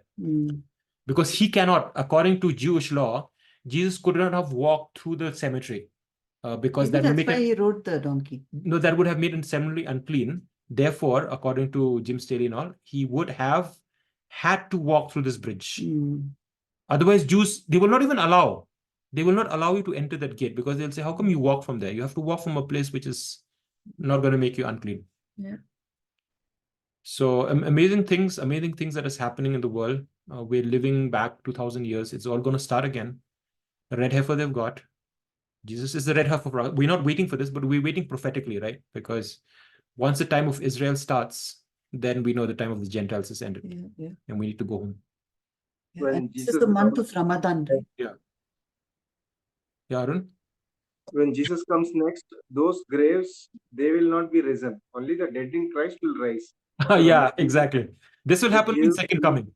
Second coming, all will rise. Yeah, no? only For second coming. Sheep and No, goats. not all will rise. Yeah, look, actually, there's graves all around the side. So the whole Mount Olives is filled with graves. It's No, I unbelievable. don't think that verse refers to all. See, one possible solution for this is Jesus said, no, when he comes, all the valleys will be flattened. That means this will be filled. Right? This will be filled as in? Filled as in what? No, it will be flattened, right? Which is that verse? Anyone can remember? Where mountains and all will be. Oh, that is in Revelation, right? Sixth seal. Yeah, just before the Lord's coming, I think all will be flattened. Yeah. If that is, this will be all filled up. I don't know how this filled up. I don't know where that is from. I don't know what you mean by that. But basically, if you look from Zechariah, this is going to split into two. I think that's Isaiah, that mountains made low, valleys raised up. Yeah, but I think, at least if you look from, there's a rift actually, there's an earthquake, there's a fault line that goes from east to west, west to east. This will split into two. So that is the time I believe that earthquake will cause all these graves to open up. Look at the number of graves, Jewish graves, all around the Mount of Olives. Everything. The whole southern part is full of graves. When he comes back the second time, maybe he lands on the highest point, which is somewhere here. He lands here like a Superman, right? Then the whole thing breaks apart. All these graves are going to be open. Like this. Yeah. One goes up, one goes down. This is the landing spot, right? The portal for Jesus. He went up from here also. He ascended from here. He's going to descend from here. And he came first time also, riding the donkey from there. And if he got crucified here, wow, everything is there. This is ground zero for the Lord, connecting heaven and earth. This is the place. Doesn't that make sense? The belly button for connecting with heaven, it's just away from the Temple Mount. This is the real portal, actually, Mount of Olives. It had to be because Jesus ascended from there, right? Why did he ascend from the Mount of Olives? Why did he make the Olivet discourse about the end of times from here? Wouldn't it have been interesting also that first Adam and Eve were pulled out of the garden, right? Basically, they sent away from the garden. So they would have come out from the eastern gate. Oh, yeah. And remember, they made an altar outside. Maybe they made an altar there. Does it say they made an altar to the Lord? I don't think so. Adam and Eve doesn't say they made an altar. Doesn't say? Uh-huh. Oh, yeah, it doesn't say. Doesn't that's say. from the book of Adam. Yeah. So what my suspicion is, they would have come here high up to be able to see. Those angels blocking. To be able to see the garden again. Yeah. At some level. Yeah. That's why maybe this zone is important because it's about restoration of Adam and Eve back into the garden. Yeah. Because when Jesus returns, we return with him. Yeah. So it's the return of Adam and Eve in a way, the last Adam and his Eve back into the garden. It's actually an amazing place to see Jerusalem. Unfortunately, when we went with .c, they didn't take us on top because there was a big traffic jam that day. But when we went the first time, we did remember we felt a little scared, no? Because there were a lot of Arabs. Yeah, a lot of Arabs. Yeah, it didn't feel safe actually, that place. But very prophetic areas. Yeah. No, I felt safe till these tomb areas and all. But the moment you start taking the roads away from that area, this is that place where we took photos. That the Arabs are all around. So they are. So if you go, let me show you. And they're always trying to take us to Bethlehem. So I'll take a street view. This is how it looks like from the Mount of Olives. So this is the place we took. We took this photograph. The photograph behind our back, right, is this. You can see if you look down, there are all these graves. This is where they offered that. This is the place they offered. Noahide sacrifice. So Jesus would have seen from here. Yeah. The red heifer sacrifice would have been here. The temple would have been way bigger, so big that you would have been able to see the inside of the temple itself. Imagine. I thought you said the red heifer would have been further away. No, it's somewhere here. In the Oh yeah, same some place? not here, but maybe a little back, but somewhere from this vantage point, basically. So imagine that centurion would have seen all these graves opening up. Maybe they would have been much lesser at that time. Yeah, that time that would have been lesser. Much lesser. And all these guys But the tomb of the prophets would have been there. Tomb of the prophets. Tomb of prophets would have been there. All those. That's why it would have been those kind of tombs, not these types in like caves. Yeah. Wow, what a sight would it have been. And the earthquake, and this would have shaken. Imagine this whole thing shaking. And then it would have seen something is breaking there. And that's the veil breaking. So can you turn around that one? This side? This side or just this is the south area. Yeah, so we walked till here. Till here is okay, but suddenly these these camels and these all camel that, guys, they came to us. So this is one of the most amazing places on earth, the most prophetic views of Jerusalem from the Mount of Olives. What a time it was when we went there. All right, heavy session. It's all about the red cow. That's good. Looks like people are really sleepy today. Yeah, chat windows. Chat windows. Okay, there's some chat windows. Thanks a lot, Al, for this session. I look forward to recording tomorrow. Okay, sure. And revisit this whole class again. Yeah. So yeah, there's a lot of information. So yeah. Interestingly, today I've enabled AI summary. So I'll immediately send the summary. Yeah. Anybody who wants to read through the text will be able to. Let's see how much AI can condense what we've spoken for 3 hours. If it caught our accents or not. Yeah. But Monday is April 8th. Yeah. So April 8th is the day of the solar eclipse. Yeah. And also it's the first of Nisan. So yes. let's just keep looking up. End of Ramadan. End of Ramadan coming up next week. Wow, so many things. From next week. The sun will open next week. So please sleep well this weekend because we may have to be watchful from next week. Sleep as much as you want because we really have to keep our eyes open from next week onwards. Everything is going to be prophetic. Passover is coming. Yeah. And the red heifers, God knows when they're going to slaughter them. True Passover coming April 22nd. April 22nd. Yeah. Are there any fixed dates for the red heifer that they are supposed to follow? I mean, like they're not telling. I don't think they'll reveal too much. Oh, I'll tell you another But thing. I Right? think There's a timeline. They would, yeah. So according to Jewish law, yeah, according to Jewish law, it has to be greater than 3 years, and it has to be lesser than 4 years. And most people say they have to be 3.5 years. Okay, so if you look at the time window, they're past 3. I don't know exactly when. So it's just a few months before they disqualify again, and then they'll have to wait God knows when, because you won't have a pandemic situation very easily again. So we have a few months. It could be weeks, it could be days. Okay, so because any day suddenly those hairs may become white and black, and it's disqualified. That's it. So it's ticking, right? So you don't know. They get up in the morning, say this cow is disqualified now. Oh no! And is there a set number that they require? They need one. They just need just one cow. They have. Actually, they don't even need the red heifer for the temple service as such. They need for certain things. Okay, the rule is like this. So the rule according to Jewish law is they don't need the ashes of the red heifer for doing anything, any sacrifice that is timed.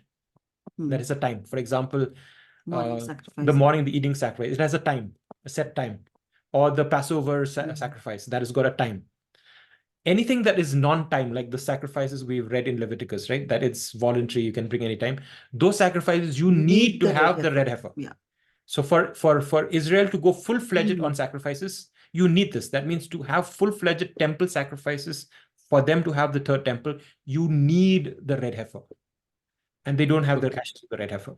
And I told you, they're above 3 years old, time is ticking, and any day, any second, the hairs may change color and they've disqualified. Might lose their pride.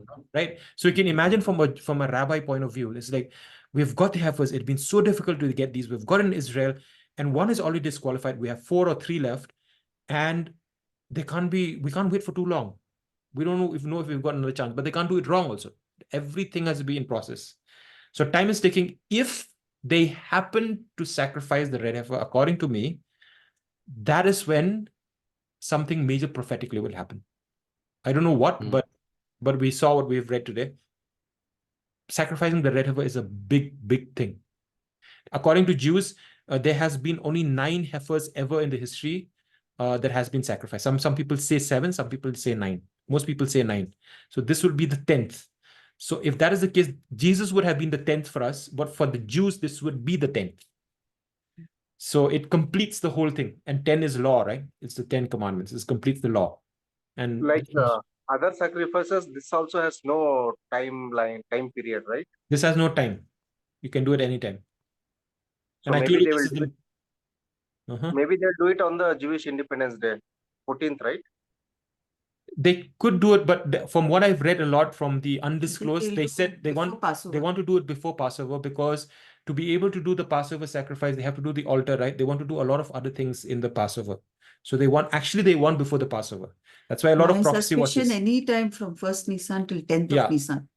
Yeah. So according to me, next few days, they may just secretly slaughter this. They may not even televise it. They may not even tell anybody. It may happen secretly because they're scared of the enemies of Israel. Because it's Mount of Olives is in West Bank. Yeah, if they come to know, that's it. Even that boy's life is in danger. Yeah, they'll protect. So, they'll protect. but just think of it, right? Imagine it's a window of time. This, if it is, and we have few weeks left, we can actually know the fact that the red heifers are there and such a big important things. The attack on Israel happened because of this. Wow. God is coming back. And by the way, if you followed Amir Sarfati's channel, he said that Israel is on completely high alert. All the reservists are back. No vacations allowed because they have killed that military commander in Damascus. Iranian embassy. Iranian is vowing for revenge now. And usually they do at the end of Ramadan, which is next week. Okay, so next week, Israel is on full high alert. If it starts from the north, a lot of people talk about when Damascus is destroyed, that's when things go south, right? So very exciting times for us. This is not a time to sleep. It's a time to wake up. We're all sleepy now, though. Yeah, those sleepy. of us in India, but physically. Spiritually, we have to be awake. Alert. Please don't sleep. If you've been sleeping for the last few months, even including myself, please wake up now. It's time to wake up. The red heifers are mooing. Moo. Very In fact, exciting that video where they show those red heifers, yeah. So they're all waiting for the gate to open, so they can go in. So before they can open, the red heifers are moving inside. Yeah. So everyone's like very happy. Oh, and when they see, they're like, oh, because the promise of possibility of Messiah coming. It's amazing. So for them, this is a sign that redemption is coming. So basically, the Messiah is coming. Geulah is coming. For us as believers, our time is coming to a close. For us who believes in the rapture, for us, we believe, well, the shofar is going to come because it's a sign there's going to be a transition from the Gentiles to the Jews back. Wow, what a time to live in. Even I was listening to the podcasts and the YouTube videos of the Jews, and they were saying they cannot even imagine that we're seeing this in our life, a possible red heifer. Because they started talking in the last few years, but they became invalidated very soon. Gray hair started coming, black hair is coming. But these guys have been intact for most of them, except for one invalidated. So, and they've got a priest also, which is a qualified priest who's above 15 years old, he has to kill this cow. Okay. So, wow, what a time to live in. People who understand prophecy, this is it, guys. This is the key moment. And Passover is coming. So this is the year. And this is the year of elections. Everything is coming together. We just have to be alert for however long, but we are very much in the zone. We are in the zone. We are in the hot zone. Yeah. So have a good Sabbath, sleep well. You'll need all the awakeness because I think it'll be so exciting that we will not be able to sleep easily, is what my guess is. I can sense it. There is something big coming. So, and so do I. Studying these this is so timely. Thank you. Thanks, Lori. Yeah, thanks, Tori. Yeah, it's amazing. And there are a lot of earthquakes in the last couple of days, I think. Taiwan. Taiwan was one big. Today there was in New Jersey. Oh. A huge earthquake which was felt in New York. Mm. I think it's happening all over suddenly it's more and more. So In Iran too, I heard. Iran? Yep. On Amir's telegram. There were some meteors over Iran and Meteors, a small earthquake. Oh, I sent one thing today, which was in one of the news channels, that I think NASA or whatever, they had sent some missiles to shoot off at an asteroid. Oh, yeah. Divert the asteroid, right? I forgot the name. Then they said, oh, then we didn't realize there were fragments of whatever we shot at, and that is heading towards Mars. They said, thank God it's not heading towards Earth. So I think the fact that they're bringing out news like this, one day there will be a huge rock that comes, they will try to divert it. It's going to come to Earth. And CERN is opening up again. CERN is opening on April 8th. And today we got even more news that USA is on a high alert, saying people to get ready on the solar eclipse. So like they've gone really berserk now. Why do they need I don't know. A lot of states now are saying be careful. Maybe they have some intelligence on internal attacks or anything, civil war. Yeah. So I believe next week everything starts. We have to keep our eyes open. It's all about the cow. Yes. Yeah, we'll be watching. Yeah. All right. Until next time, stay safe and be blessed. Yes. Yes, you too. Thank you. Take care, Noel, also in USA. Oh, yes. Yeah, keep us in prayer. So who's going to pray and we can end off? Shall I pray today? Yeah, you can pray. Yeah. Abba, Father, we thank you for this time. We are excited, Father, at what we are seeing on this earth. We thank you for preserving your word for us that we could study today. We're so grateful for Yeshua, the Red Heifer sacrifice for us, that he was killed outside the camp, outside the city. Thank you, thank you, thank you, Father. Thank you for the cedar wood, the hyssop, the scarlet. Thank you, Lord, for every detail pointing towards Yeshua. Please help us that our love may not grow cold. Please help us that we would be excited about the return of Christ for us, for his bride. And may we be ready like the wise virgins with extra oil. And even as April 8th is just round the corner, solar eclipse and many other things, Lord, we ask you, Lord, that you will help us to be occupied till you come, and at the same time, Lord, to be looking up for our redemption does draw near, Lord. We also pray for Jews that they would be ready, Father, for their blindness to come off, that when their blindness comes off, they will recognize Yeshua as their Messiah. Have mercy, Lord. Have mercy. Forgive all those in our households who are not yet walking with you, Lord. Draw them to your family, to your fold, Father. Convict them of their sins. Even for us, Father, that we would not have presumptuous sins, forgive us. That we would not be in pride that we are doing Bible study or anything. Lord, that we would continue to be humble before you. And we lean on your mercy and your goodness, Lord. Thank you. We commit this weekend to you, and we commit the next week into your hands, Father. Keep each of us safe, Father, and our loved ones, and our health. Everything that is ours belongs to you, Father. We release everything to you in the name of Yeshua, our Savior. Amen. Amen. Amen. Amen. Thank you, everyone. Thank you, everyone. Shabbat Shalom. Shabbat Shalom. Stay alert. Dotsie, April 8th coming up Monday. Good night. Bye. Yes, Good good night. night. Bye. Bye. Bye. Bye. Hey, good night. Bye Good night. bye. Night. Bye.